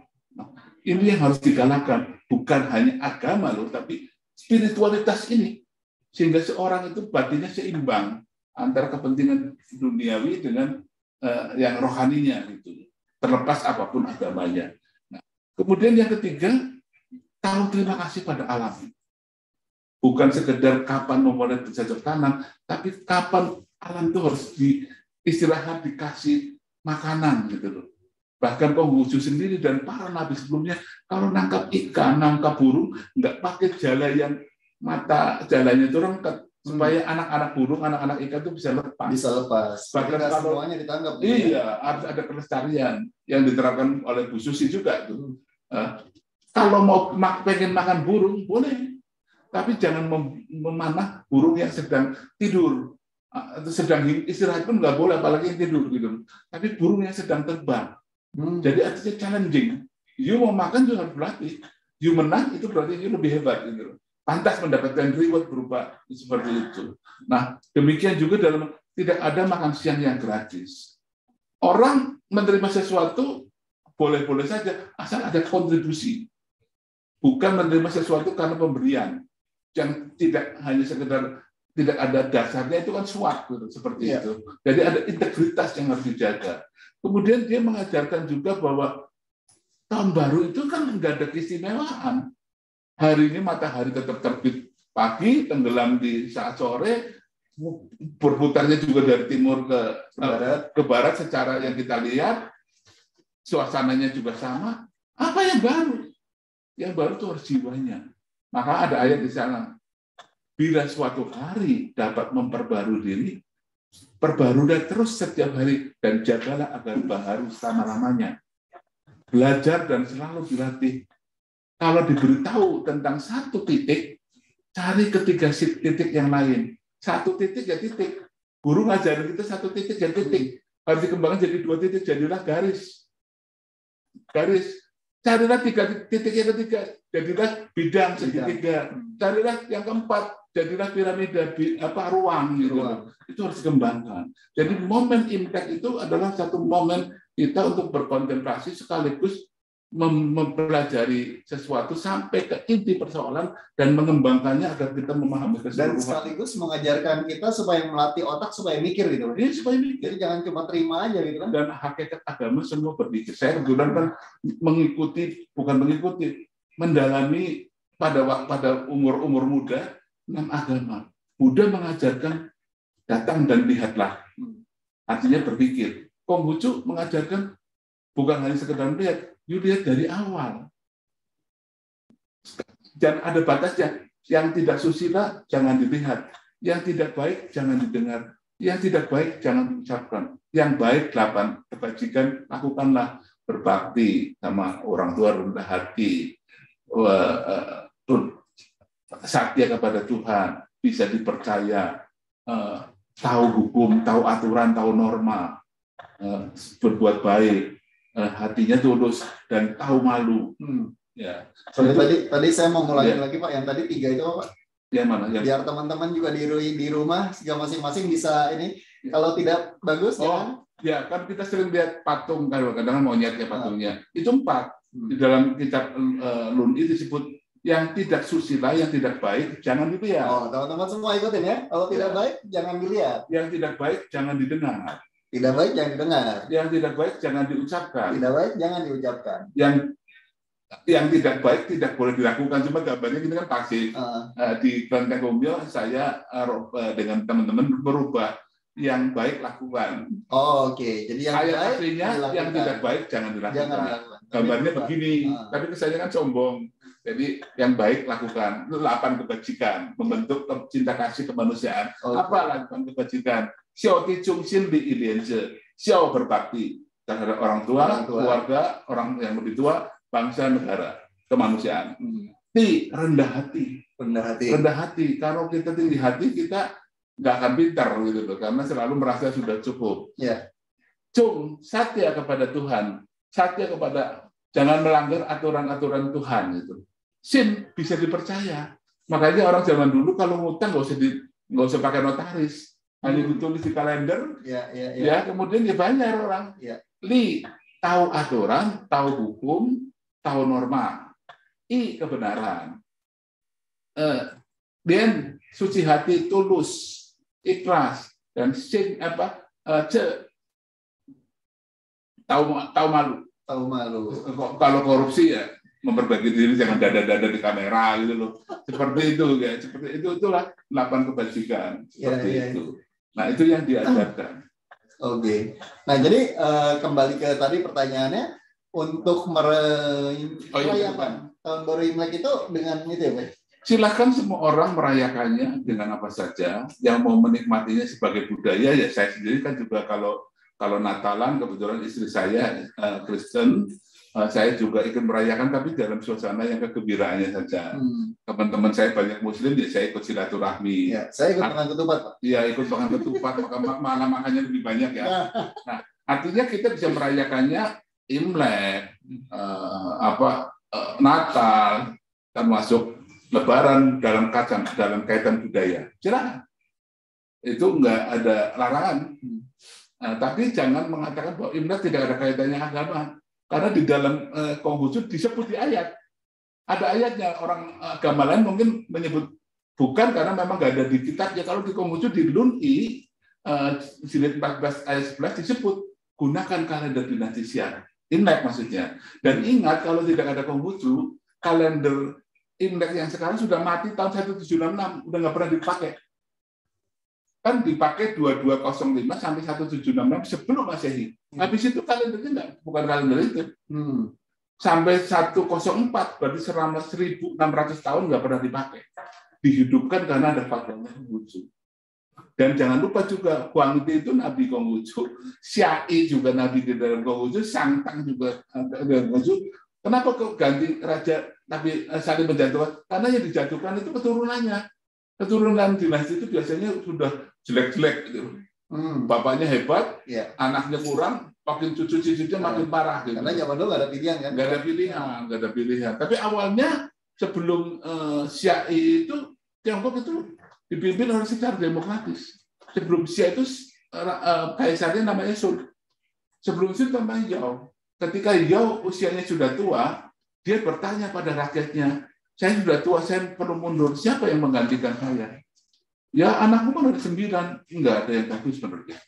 Maka dia mendengarkan suara rakyat, akhirnya dia memilih Sun, seorang petani biasa yang bahkan disia-siakan sama orang tuanya, karena orang tuanya kawin lagi. Tapi ketika semua orang mengatakan Sun, Yo nggak begitu percaya. Dia punya anak 9 laki dan 2 perempuan, yang 2 perempuan itu kawin kan sama Sun. Supaya tahu kelakuan sehari-hari begitu benar menurut laporan dari anaknya. Benar diangkatlah dia jadi kaisar. Jadi dia mengawinkan, ini raja nih ngomongin raja. Dia mau ngetes ini orang cocok atau bukan jadi raja. Anaknya 2 perempuan dikawinkan. Tapi tentu dia meneliti dulu dong. Seorang yang ngomong ke dia kan menteri-menterinya. Berarti kan dia percaya itu mah untuk meyakinkan jangan sampai baiknya di permukaan, secara dalam kan. Kan yang paling tahu kan istri. Istri kan tahu semua kita gitu loh. Ya. Nah, ketika Sun juga mau lengser, dia punya anak juga, tapi dia nggak memilih anak. Dia mendengarkan suara rakyat, maka muncullah istilah Tuhan mendengar seperti rakyatku mendengar, Tuhan melihat seperti rakyatku melihat. Kalau bahasa Latinnya kan Vox Populi, Vox Dei gitu. Itu dari Tiongkok. Oh, Jauh sebelumnya. Nah, Sun itu mengangkat Syai. Sun itu orang Jepang loh. Kalau etnisnya etnis Jepang yang tinggal tentu di wilayah Tiongkok. Syai itu orang Melayu. Proto Melayu nenek moyangnya bangsa Indonesia. Kaisar pertama di Tiongkok itu Syai. Tentu ya orang Vietnam segala macam, nah gitulah. Proto Melayu kuno gitu loh. Yeah. Nah, Syai ini ketika lengser, dia umurnya sudah tua, karena dia itu yang menyelaraskan aliran sungai Huangpu dan Yangtze supaya nggak banjir lagi. Syai itu ketika mau lengser, mau mengangkat salah satu menterinya. Tapi rakyatnya protes, putramu yang tua itu paling bagus. Putramu saja yang diangkat, semua ngomong begitu. Ya dia terpaksa mengangkat putranya, sejak itu muncullah dinasti. Oh, jadi awalnya itu nggak harus turun ke anak. Nggak harus. Tapi sejak itu muncul dinasti. Oh. Dan itu atas kehendak rakyat. Jadi itu luar biasa kan, luar biasa seperti itu. Iya. Nah, Wenwang itu Syai ini salah satu yang kalau kita baca I Ching, kita perubahan I Ching, itu kan I Ching paling top. I Ching yang kita baca itu melalui 5 nabi. Yang pertama yang menciptakan yin dan yang. Positif negatif itu adalah si yang itu hitam putih, ya, itu fusi. Yang malam gitu ya. Itu fusi atau hoki. Kemudian yang kedua adalah Syai ini. Yang ketiga Wenwang. Ini orang Han, Syai orang Proto Melayu, Wenwang orang Parsi. Terus anaknya Wenwang, tentu ya orang Parsi juga. Entah ibunya orang Han, saya nggak tahu. Itu Cokung. Nah, baru Nabi Konghucu. Konghucu yang bisa I Ching bisa kita baca itu Konghucu. Kalau enggak kita nggak bisa baca karena nggak ada tafsirnya gitu. Iya. Oke, teman-teman semua, kayaknya ini menarik banget. Saya ngobrol sama Pak Budi panjang, dan kemudian Pak Budi ceritanya juga lengkap banget gitu ya, lengkap banget dari awalnya kalender Imlek itu diciptakan oleh Huangti itu tahun 2700-an ya. sebelum Masehi artinya kurang lebih 4.700 tahun yang lalu ya. 4.700 tahun yang lalu sampai ke sekarang itu luar biasa banget. Nah, untuk teman-teman semua yang di rumah juga, kalau misalkan teman-teman ada pertanyaan atau ada yang teman-teman mau cerita sama Pak Budi sama saya, silakan tolong diketikkan di kolom chat gitu ya, biar nanti kita tanyakan langsung kepada ahlinya nih. Hari ini kayaknya ini bukan ahli lah. Kita tahu, karena itu sejarah yang sangat panjang, kita semua tahu pasal-pasal potongannya aja. Iya. Tapi ini luar biasa Pak. Dan saya lihat Pak Budi juga nggak pakai catatan, dia kan semuanya hafal di luar kepala. Ada sedikit kadang lupa karena usia nggak bisa dilawan. Dulu saya bisa mengingat banyak hal, sekarang ingat syair lagu aja lupa. Kalau diingat lupa, kalau dinyanyiin ingat. Iya, tapi tetap ada yang hang ya. Ya. Usia nggak bisa dilawan. Mungkin orang boleh kulit mukanya ditarik, tapi otaknya kan nggak bisa ditarik. Iya. Tapi seru banget sih Pak. Maksudnya mengetahui sejarah itu ternyata adalah sesuatu yang sesuatu yang membuka pikiran gitu kan. Kalau selama ini kita cuma tahunya seperti ini, tapi kalau kita lihat lebih ya itu tadi ya, kita mesti lihat lebih luas gitu. Ini tadi ada yang belum saya jawab secara tuntas. Dari keperjalanan itu kan jelas melibatkan yang mencipta orang Han, yang menggunakan pertama kali orang Proto Melayu, kemudian sempat dilarang segala macam, disahkan lagi. Itu menyangkut berbagai etnis, berbagai bangsa. Jadi untuk apa hari-hari kebersamaan itu? Apakah itu namanya Lebaran? Apakah itu namanya Natal, Waisak, Nyepi, Imlek, atau apapun? Mari kita gunakan sebagai hari kebersamaan. Hari itu sebuah momen di mana kita semua libur, tapi bukan sekedar libur istirahat, tapi justru berkumpul antar sesama anak manusia untuk merayakan kebahagiaan bersama. Orang boleh tidak merayakan sisi agamanya, tidak ikut sembahyangnya, seperti saya juga nggak ikut sholat Id, misa Natal, atau sembahyang Waisak, atau Nyepi, tapi kita bisa merayakan kebudayaannya. Tapi ketika katakanlah Imlek umat Konghucu bersembahyang, itu memang jelas itu hari raya keagamaan. Ya, tahun baru Masehi itu sebenarnya juga hari raya keagamaan. Cuma karena sudah menjadi kebiasaan, menjadi hari kebersamaan gitu kan. Jadi nggak usah dipersoalkan. Jadi kan semua momen itu adalah milik bersama. Tapi khusus untuk yang terkait ritual, ya itu memang Konghucu. Nggak ada kaitannya sama yang lain gitu. Seperti itu. Kalau masuk ada bau-bau mungkin tahu. Seperti itu. Siap. Oke, panitia mungkin ada yang dari dari peserta yang ada yang mau ditanyakan, boleh coba tolong bantu dilihat gitu ya. Kita lihat pertanyaan-pertanyaan. Pak Wallace, ada pertanyaan-pertanyaan dari kolom chat mungkin, Pak? Terlalu panjang bingung. Banyak yang bantu jawab sebetulnya. Oh, sudah banyak yang bantu jawab, makanya Allah terima kasih banget nih, banyak sekali yang ini. Saya kalau ditanya biasanya udah langsung sekali.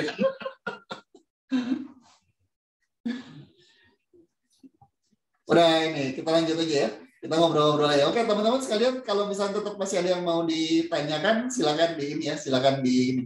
Artinya Imlek dan makna-maknanya. Oke. Ya, Imlek tadi satu adalah sebuah awal dari sebuah perhitungan kalender. Jadi sebenarnya cuma awal perhitungan aja. Kalau seperti 1 Januari atau 1 Muharram. Tapi 1 Muharram punya makna spiritual bagi umat Islam. Demikian juga 1 Masehi juga terkait dengan Merry Christmas and Happy New Year kan, biasanya seperti itu. Nah, Imlek juga buat umat Konghucu ya ajang untuk ada ritualnya tuh. Seminggu sebelum Imlek, ini Imleknya kan tahun ini jatuh 1 Februari. 1 Februari. 1 Februari itu hari apa ya? Saya lupa ya. Nah, seminggu sebelum 1 Februari, berarti kan tanggal 25 ya. 25, 26, 27, 28, 29, 30, 31, 26 kali. 26 itu ada namanya Sisi Siang-ang kalau istilah Hokkiannya. Saya ini termasuk orang yang nggak paham bahasa Mandarin karena zaman saya itu ketika puncak-puncaknya larangan gitu. Sekarang mau belajar tuh otak udah nggak bisa ingat. Belajar hari ini yang kemarin lupa. Nah, seminggu sebelum perayaan Imlek itu ada namanya Sisi Siang-ang atau di Indonesia menjadi hari persaudaraan. Ketika mau merayakan Imlek, setiap orang wajib untuk menyantuni kerabatnya, saudaranya ya, seperti dilakukan Lions ya, untuk agar mereka bisa ikut bergembira, entah itu berupa makanan, kue-kue, kudapan, atau pakaian. Agar mereka kegembiraan kan kalau sendiri kan lucu ya, harus bareng. Itu namanya hari persaudaraan. Malam sebelum Imlek, ya katakanlah tanggal 31 Januari malam, semua orang yang mau merayakan Imlek bersembahyang kehadiran, bisa dari kelenteng, bisa dari litang, bisa dari rumah sendiri. Jam 11 malam sampai jam 1 ini. Tinggal sukanya mana sembahyang kehadirat Tuhan, memohon ampun atas segala kesalahan selama tahun. Kemudian malam seminggu sesudahnya 8 Februari katakanlah tahun ini sembahyang besar kepada Tuhan, terutama buat orang Tionghoa yang dari Hokkian. Itu Sing Tian Kung, Keng Ti Kong, karena diyakini pada hari itu pintu maaf Tuhan terbuka lebar. Tanggal 1-nya, 1 Februari setelah sembahyang pagi sama Tuhan, sungkem sama orang tua. Suami istri saling ini, anak-anak, cucu-cucu semua kumpul makan bersama. Kebersamaan mempererat keharmonisan, karena prinsip ajaran Konghucu yang paling utama adalah keharmonisan. Keharmonisan itu diibaratkan seperti musik yang dipadu harmonis. Semua nyanyiannya semua perannya beda. Drum mukulnya daduk-daduk, bass dedeg-dedeg, gitar, piano seperti itu, tapi ketika dirangkai menjadi satu lagu menjadi harmoni. Jadi indah gitu ya. Jadi inti setiap ajaran itu beda-beda. Islam lebih menekankan takwa, ya. Yesus lebih menekankan kasih. Buddha menekankan meta sama jangan loba, jangan serakah. Jangan serakah. Konghucu mengajarkan banyak hal, tapi paling utama adalah keharmonisan agung. Beliau punya cita-cita agar orang tua itu merasa nyaman ketika tua. Tidak mikir saya nggak ada yang kasih makan, tidak mikir saya sakit nggak ada yang rawat, yang mudah dibimbing dengan cinta kasih tanpa disetir, disupport tapi diberitahu ini yang tidak boleh, yang lain silakan boleh. Antar teman itu bisa saling percaya. Kalau semua orang bisa melakukan ini, akan terjadi keharmonisan agung. Barang ditinggal di jalan, nggak ada yang mencuri. Ya, itu sudah dibuktikan ketika beliau menjadi Perdana Menteri. Dalam 100 hari sudah terjadi. Awalnya dia menjarain orang, tapi lama-lama dididik dengan pendidikan, rakyat akan bangkit harga dirinya, bukan dengan hukuman semata. Hukuman itu nggak harus fisik, tapi bisa berupa pendidikan. Nah, itu tujuannya. Kemudian setelah tanggal 9, tanggal 15, 14, pesta pelepasan itu yang namanya Sabome. Itu ritual budaya. Kalau di mana-mana kan ditambah budaya setempat, entah reok, entah kuda lumping. Silakan saja, itu momen kebersamaan. Ya. Karena memang ujungnya kan silaturahmi. Silaturahmi antar anak manusia, bukan hanya anak bangsa, ya, tapi anak manusia. Ya. Nah, kalau semua hari Islam kan Lebaran sebulan, 1 Syawal gitu. Itu bisa dimanfaatkan. Natal mungkin selama Desember, bukan sekedar nyanyi di mall, kaset, tapi bagaimana ada kebersamaan. Ya. Nggak usah bicara agama dulu, tapi bicara hubungan sosial antara manusia dulu. Iya, itu kan baik. Kalau nyepi nggak boleh ngomong, itu lain ya. Itu nanti momennya lain lah. Nah, seperti itu. Jadi kalau nyepi kan diharapkan kita berdialog dengan diri sendiri, berdialog dengan Tuhan gitu loh. Jadi imbang. Alangkah indahnya kalau agama menekankan sisi kebersamaannya ini. Karena agama itu kan ada sisi vertikal, horizontal, diametral. Nah, kita selalu menekankan yang vertikal tapi yang beda. Padahal perbedaannya sama persamaannya banyak persamaannya. Iya. Nah, itulah. Jadi momen Imlek apalagi kalau sampai ngejudge orang lain. Iya. Lebih ini lagi gitu. Nggak ada agama yang semua buruk umatnya atau yang semua baik. Semua pasti ada yang baik dan buruk. Dan kalaupun yang baik, yang buruk belum tentu buruk selamanya. Masih bisa diperbaiki atau tidak. Memang ada yang tidak bisa diperbaiki. Contoh Nabi Konghucu sendiri pernah memarahi salah satu muridnya. Kamu itu seperti kayu lapuk yang tidak mungkin bisa diukir lagi. Lapuknya udah terlalu begitu begini langsung hancur. Atau seperti tembok yang tak kasar di cat pun terserap semua catnya. Tapi selama orang itu masih berbuat salah dan mau memperbaiki, dia belum salah. Kesalahan yang disadari dan kemudian diperbaiki itu belum kesalahan, kata Konghucu. Bahkan di Kumyong itu ada patung yang begini di depan pintu. Saya tidak peduli siapapun tamu yang datang ke kelenteng ini, saya tidak peduli. Yang penting harapan saya setelah keluar dari kelenteng ini hidupnya lebih baik. Doanya begitu. Jadi tidak menolak orang. Siapapun datang silakan.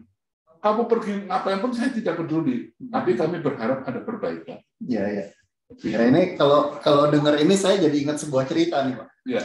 Sebuah cerita ya ya anggaplah seorang pelacur gitu ya. Ya.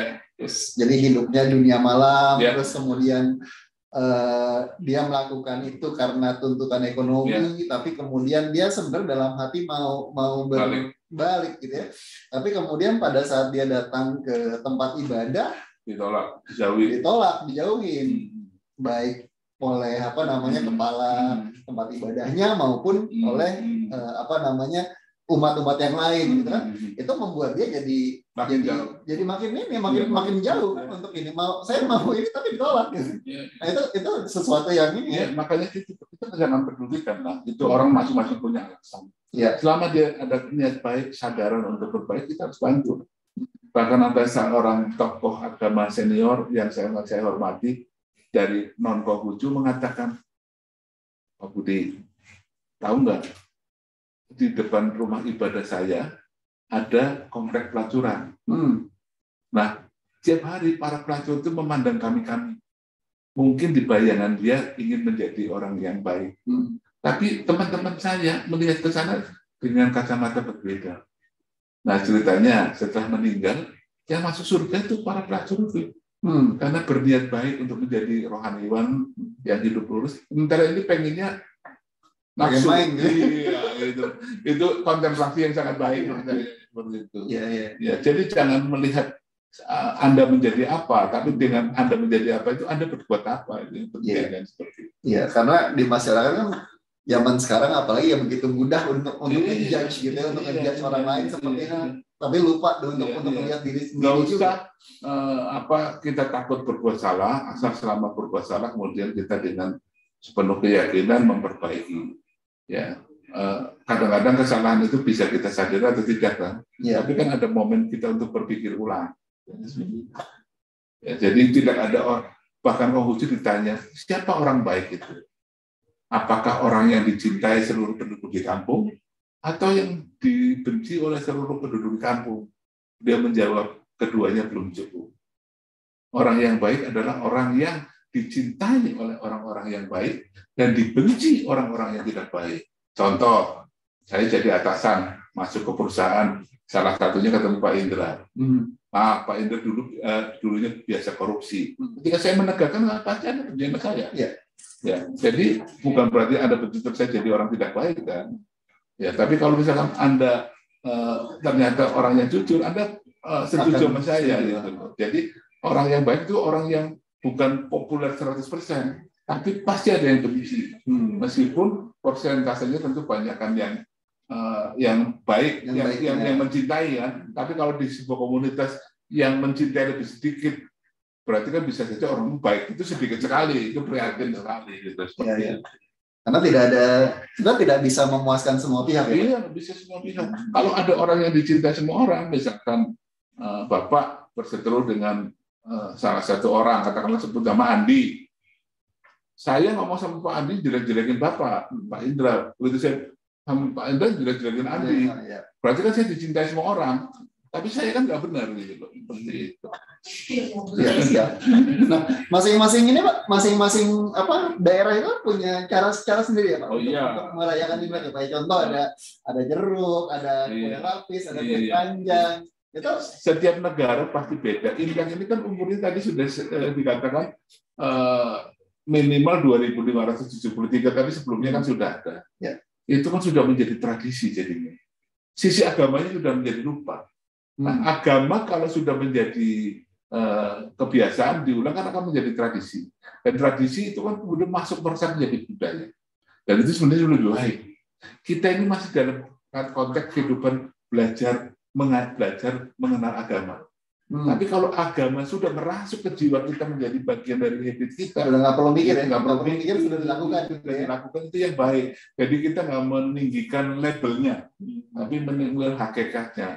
Nah, karena Imlek sudah lama dan setiap bangsa punya budaya setempat dan mungkin jumlah orang yang merayakan itu tidak kalah banyak dengan penduduk di situ, pasti akan saling mempengaruhi. Lontong cap gome kan nggak ada di Tiongkok, tapi kan itu versi Melayu, tapi kemudian karena disajikannya pada cap gome jadi cap gome. Di sana bahkan lontong pun nggak ada Pak. Iya, nggak tahu. Ada bacang paling kan. Kalau saya sih bercanda, lontong itu dari Tiongkok namanya senyelon, namanya tong. Saya selalu mengkodak-kodak mengaitkan begitu gitu. Kalau truk lihat gandengan tuh yang punya orang Tionghoa, saya namanya gandeng. Tapi ya itu akulturasi selalu ada. Nggak mungkin pertemuan itu hanya salah satu. Malah saya pernah beli lumpia di itu dekat tol Kebonjeruk. Saya baca sejarahnya. Ini ada tukang jual lumpia laki-laki dari Hokkien, orang Tiongkok asli. Jualan lumpia di sebuah ruangan terbuka, di mana di situ ada penjual lumpia orang Jawa, perempuan. Wah, itu saingan habis-habisan. Tapi akhirnya kemudian jatuh cinta. Dan akhirnya kawin menjadilah dinasti lumpia yang sekarang. Nah, atas ide itu saya mikir, ini waktu itu dunia lagi seru antara Joe Biden sama Xi Jinping. Saya minta Pak Jokowi ngundang 2 orang itu datang ke Semarang untuk belajar dari lumpia itu. Daripada perang, mendingan berkolaborasi daripada berkonfrontasi, lebih baik berkolaborasi. Kan indah gitu loh. Ya, 2 pesaing lumpia kawin malah jadi besar. Coba kalau berantem terus, energinya kan habis untuk berantem. Dan ini kayaknya sudah digunakan juga strategi ini di zaman-zaman kerajaan dulu juga sama. Ada tergantung ego dari pemimpin. Kalau egonya terlalu besar ya maunya yuk ikut saya gitu loh. Atau bukan merger tapi akuisisi kan. Nah, kalau akuisisi itu berat, kecuali memang satunya lemah ya. Tapi kalau sama-sama kuat ya merger, kolaborasi itu bagus daripada berkonfrontasi. Alangkah indahnya kalau berkolaborasi. Saya sempat baca juga sempat dengar sebuah cerita tentang tentang dua orang samurai yang di Jepang yang saling bersaing lah ya. Sampai kemudian salah satu itu memutuskan untuk mengalah dan kemudian udah lo maju deh, tapi kita bergabung jadi satu, terus kemudian menggabungkan kekuatan dan setelah itu jadi maju banget. Saya pernah baca Cristiano Ronaldo, sejarahnya waktu penelitian pencarian bakat. Sebenarnya Cristiano Ronaldo bukan yang terbaik. Ada satu temannya yang terbaik di kampungnya. Tapi saya lupa cerita detailnya. Tapi akhirnya entah gimana, yang lebih berbakat itu mengalah. Karena tahu ambisi dia tidak sebesar ambisi Cristiano Ronaldo. Padahal ambisi itu sumber energi yang tidak pernah habis. Apalagi Cristiano kan keluarga sangat miskin, sehingga kehidupan itu kalau berubah akan sangat berubah hidup keluarga juga ya. Dan yang dipilih hanya satu, mengalah. Tapi balas budinya Cristiano Ronaldo, income-nya dibantu, bahkan orang itu menjadi kaya-kaya. Jadi dibantu aja. Nah, ini merasa kalau yang menang, saya nggak seperti ini. Nah, ini kan bagus ya. Artinya ketika seseorang ajaran dasar Konghucu itu tahu budi, tahu balas budi, tahu berbakti. Ini yang harus kita hidupkan. Iya, seperti itu. Oke, siap. Oke. So teman-teman sekalian, kayaknya ini banyak sekali yang kita sudah bahas sama Pak Budi, mulai dari awalnya bagaimana kalender Imlek, Imyanglek tepatnya ya. Imyanglek, ya. Jadi kalender Imyanglek ini adalah kalender yang menggabungkan antara lunar dengan solar gitu Pak ya. Iya. Bagaimana pertama kali diciptakan tahun 2700 sebelum Masehi. 2700 itu Pak ya? 269. Ya, tahunnya kurang lebih 2700. Zaman itu kan nggak akurat. Yes, 2700 tahun sebelum Masehi sampai kemudian pertama kali diciptakan, nggak digunakan, sampai kemudian digunakan, kemudian dirubah-rubah sesuai sama dinasti. Lalu kemudian sampai akhirnya kalender ini digunakan sampai sekarang. Dan ini ternyata kalau buat saya ini amazing banget teman-teman, karena saya nggak kebayang gitu ya di masa 2700 tahun yang lalu ada seseorang yang begitu memperhatikan bagaimana bumi ini bergerak, berputar, ada matahari di mana, ada bulan di mana, kapan tanggal-tanggalnya matahari ini bergeser ke utara, ke selatan, itu sesuatu yang buat saya tanpa peralatan gitu. Zaman sekarang aja saya aja nggak kita aja yang dengan begitu banyak bisa di Google dan lain-lain gitu, belum tentu kita ngerti gitu. Tapi ini 2700 tahun yang lalu luar biasa. 4700 tahun yang lalu, amazing banget.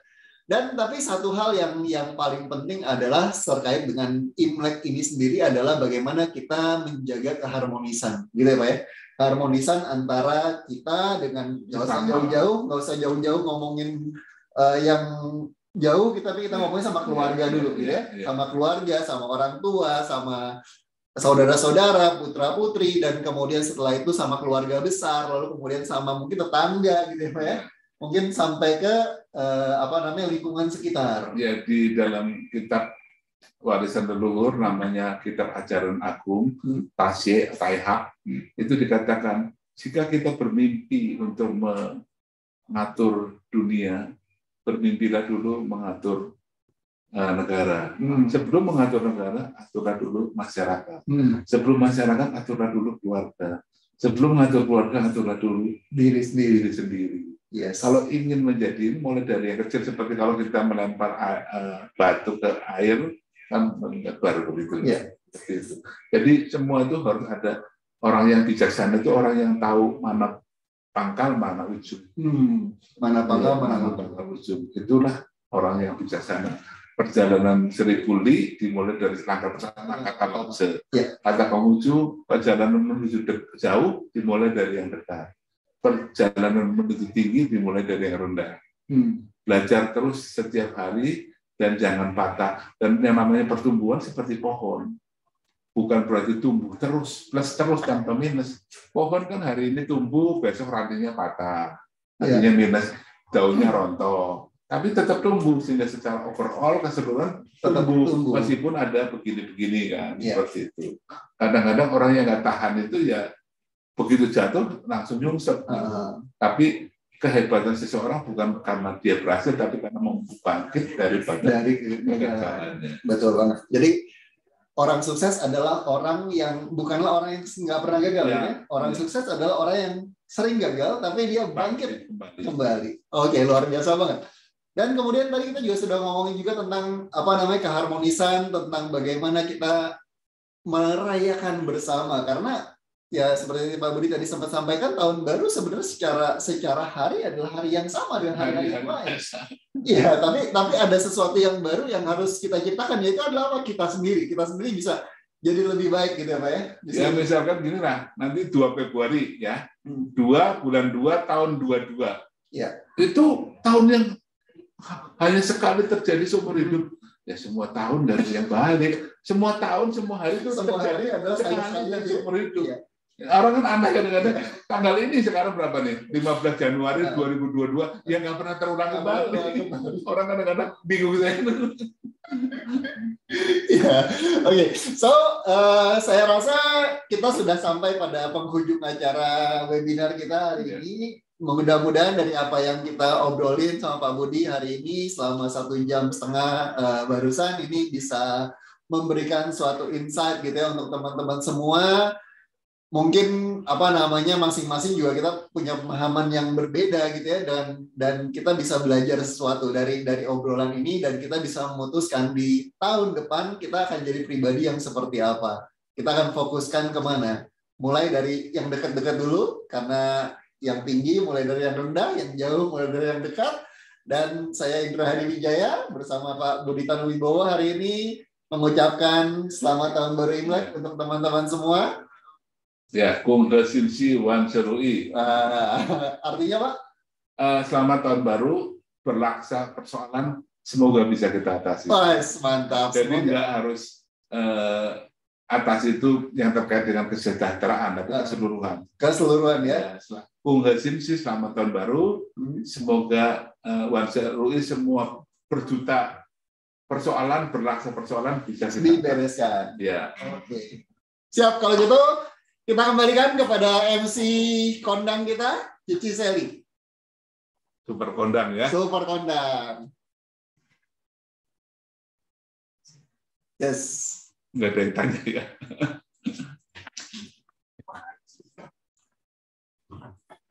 Ya, Cici Sally masih bingung.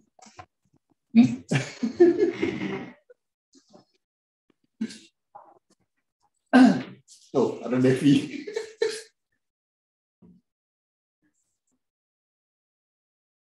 Akhirnya, fellow Lions, teman-teman dan Hade Tolan, sekali lagi ucapan terima kasih banyak kepada PT Carry System yang membuat webinar sore ini berjalan dengan sempurna.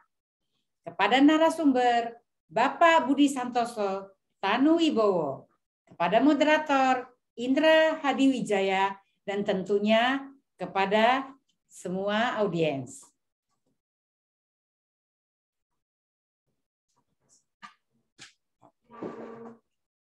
Saya yakin di antara para audiens ada yang bergugam dalam hati. Oh, saya baru mengerti.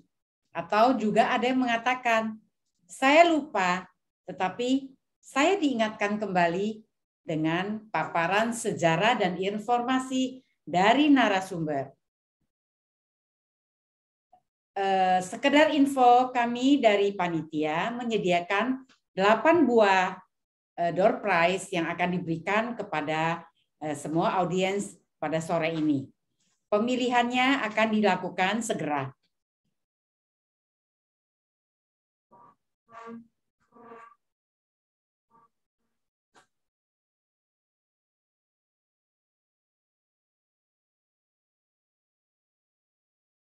Oke, ada tambahan. Hadiah yang akan diserahkan sebanyak 12. Ada 2 earphone. Tambah banyak nih hadiahnya nih. Dan 2 jam.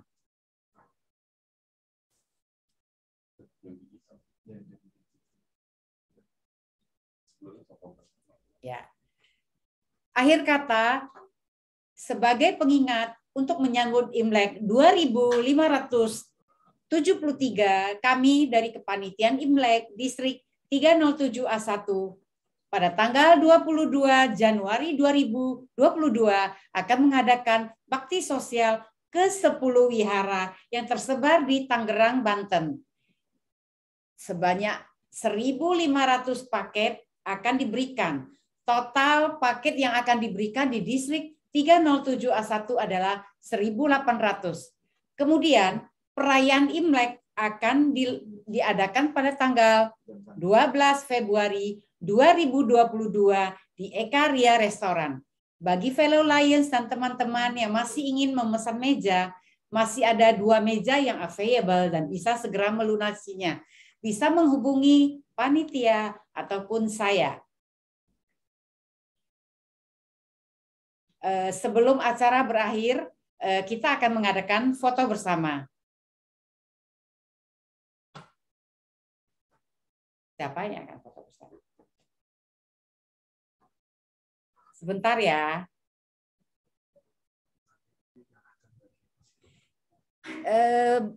Bagi teman-teman yang kameranya tertutup, tolong dinyalakan semua.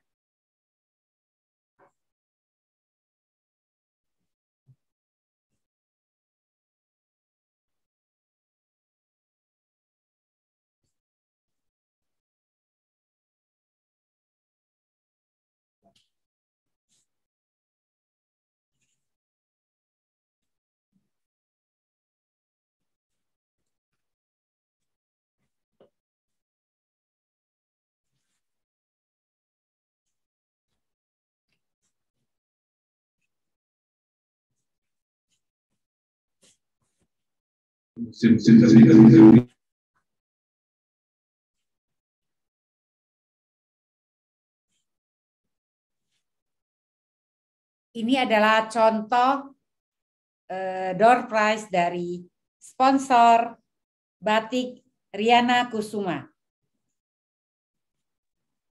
Ada 12 hadiah, yaitu 5 buah handuk, 3 sponsor dari batik Riana Kusuma, 2 earphone, 2 jam tangan.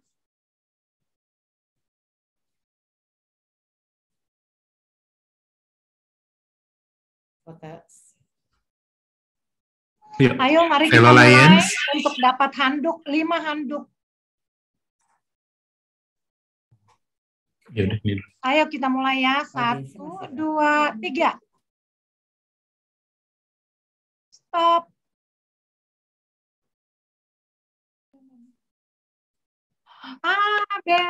Press B apa? Oh, Lion Megawati. Megawati.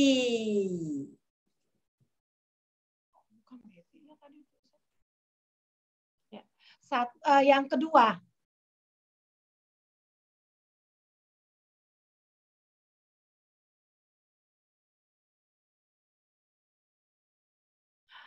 PDG Dewi Sri. PDG Dewi Sri. Selamat.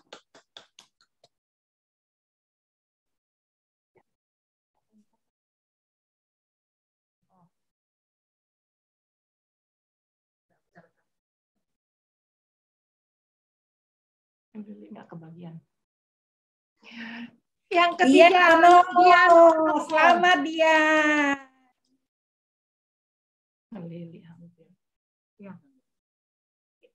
Hadiah yang keempat ya, handuk yang keempat.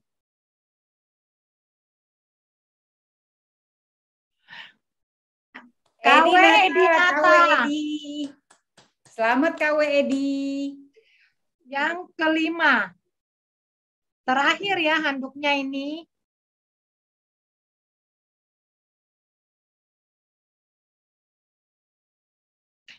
Kasmidi Cahyadi. Selamat ya. Lion Kasmini Cahyadi. Selamat Lion Kasmini.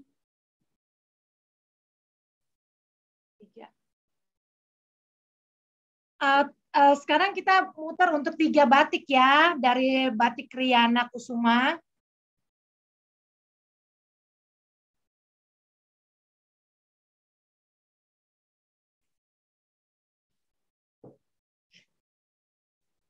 Selamat buah. Lion Imam. Lion Imam. Selamat Lion Imam. Batik pertama. Batik Riana Kusuma. Ya, Imam.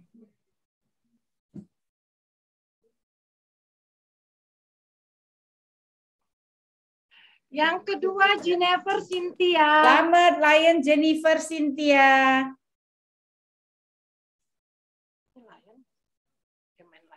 Batik ke Riana Kusuma Yang kedua. terakhir nih ya, yang ketiga. Satu lagi. Satu lagi. Purwanto Cipto Wardoyo. Lion Pur, selamat Lion Pur, dapat batik. Sekarang 2 jam tangan. Earphone. 2 jam tangan. Earphone. Oh, 2 jam tangan. Ya. 2 jam tangan.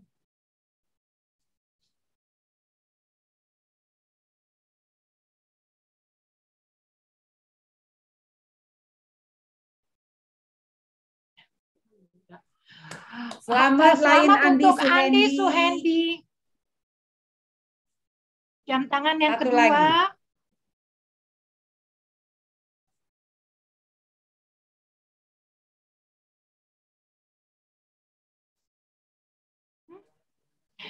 Pres Westin, selamat ya. Selamat Pres Westin, jam tangan. Untuk 2 earphone. Ini yang terakhir ya. Yang kedua terakhir.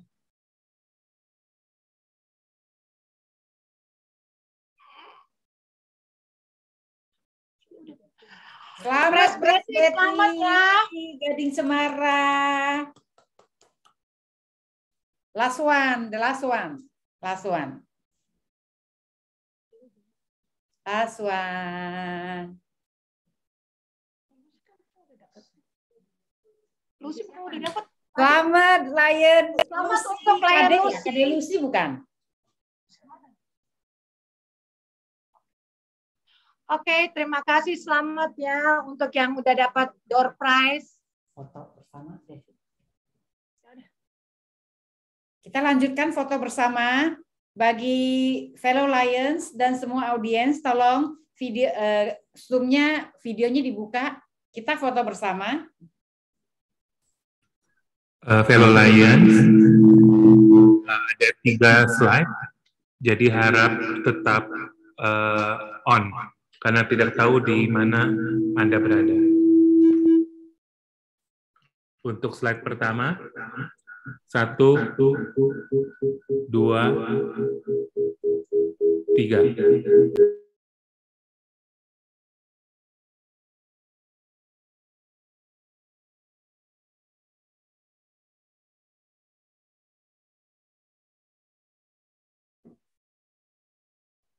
Slide yang kedua.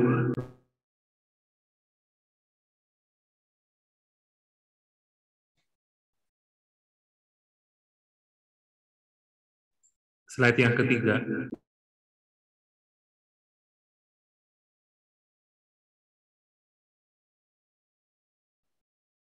Terima kasih, foto selesai.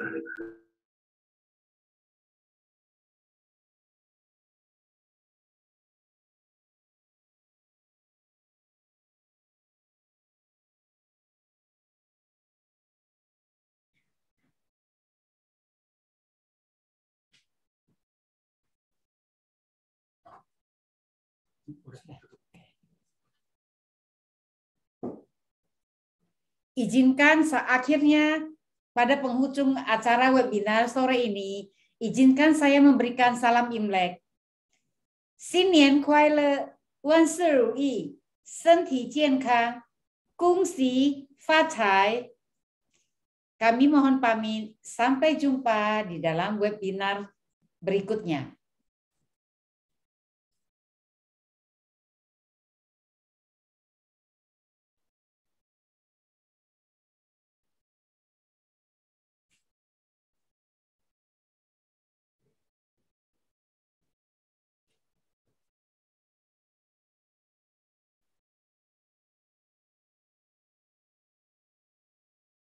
Kungsi kungsi kungsi ni, kungsi kungsi kungsi ni, kungsi kungsi kungsi ni, kungsi kungsi kungsi ni.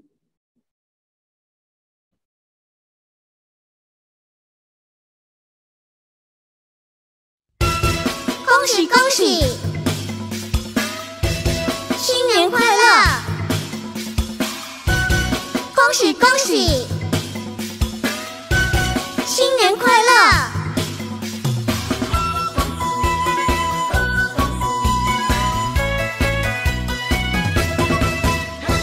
恭喜恭喜在耳旁，每个恭喜都一样。 听了千万遍都不厌，多一遍又何妨？新年歌大家唱，每首歌儿都一样。听了千万遍都不厌，多一遍又何妨？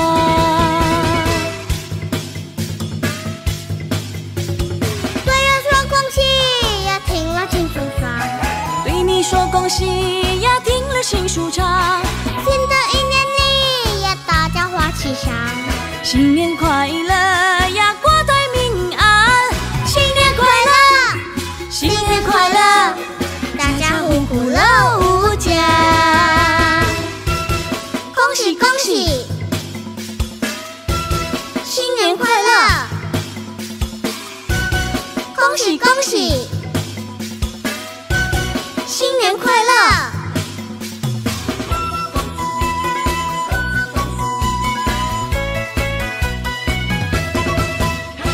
恭喜恭喜在耳旁，每个恭喜都一样。听了千万遍都不厌，多一遍又何妨？新年歌大家唱，每首歌儿都一样。 听了千万遍都不厌，多一遍又何妨？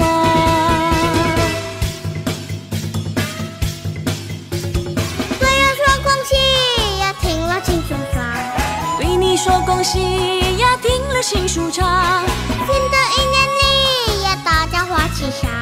新年快乐呀，国泰民安。新年快乐，新年快乐。 大家呼呼乐无价，恭喜恭喜，新年快乐！我是黄佳美，我是何景薇，在这里祝福所有做生意的人生意兴隆，财源滚滚，恭祝大家身体健康，事事顺利。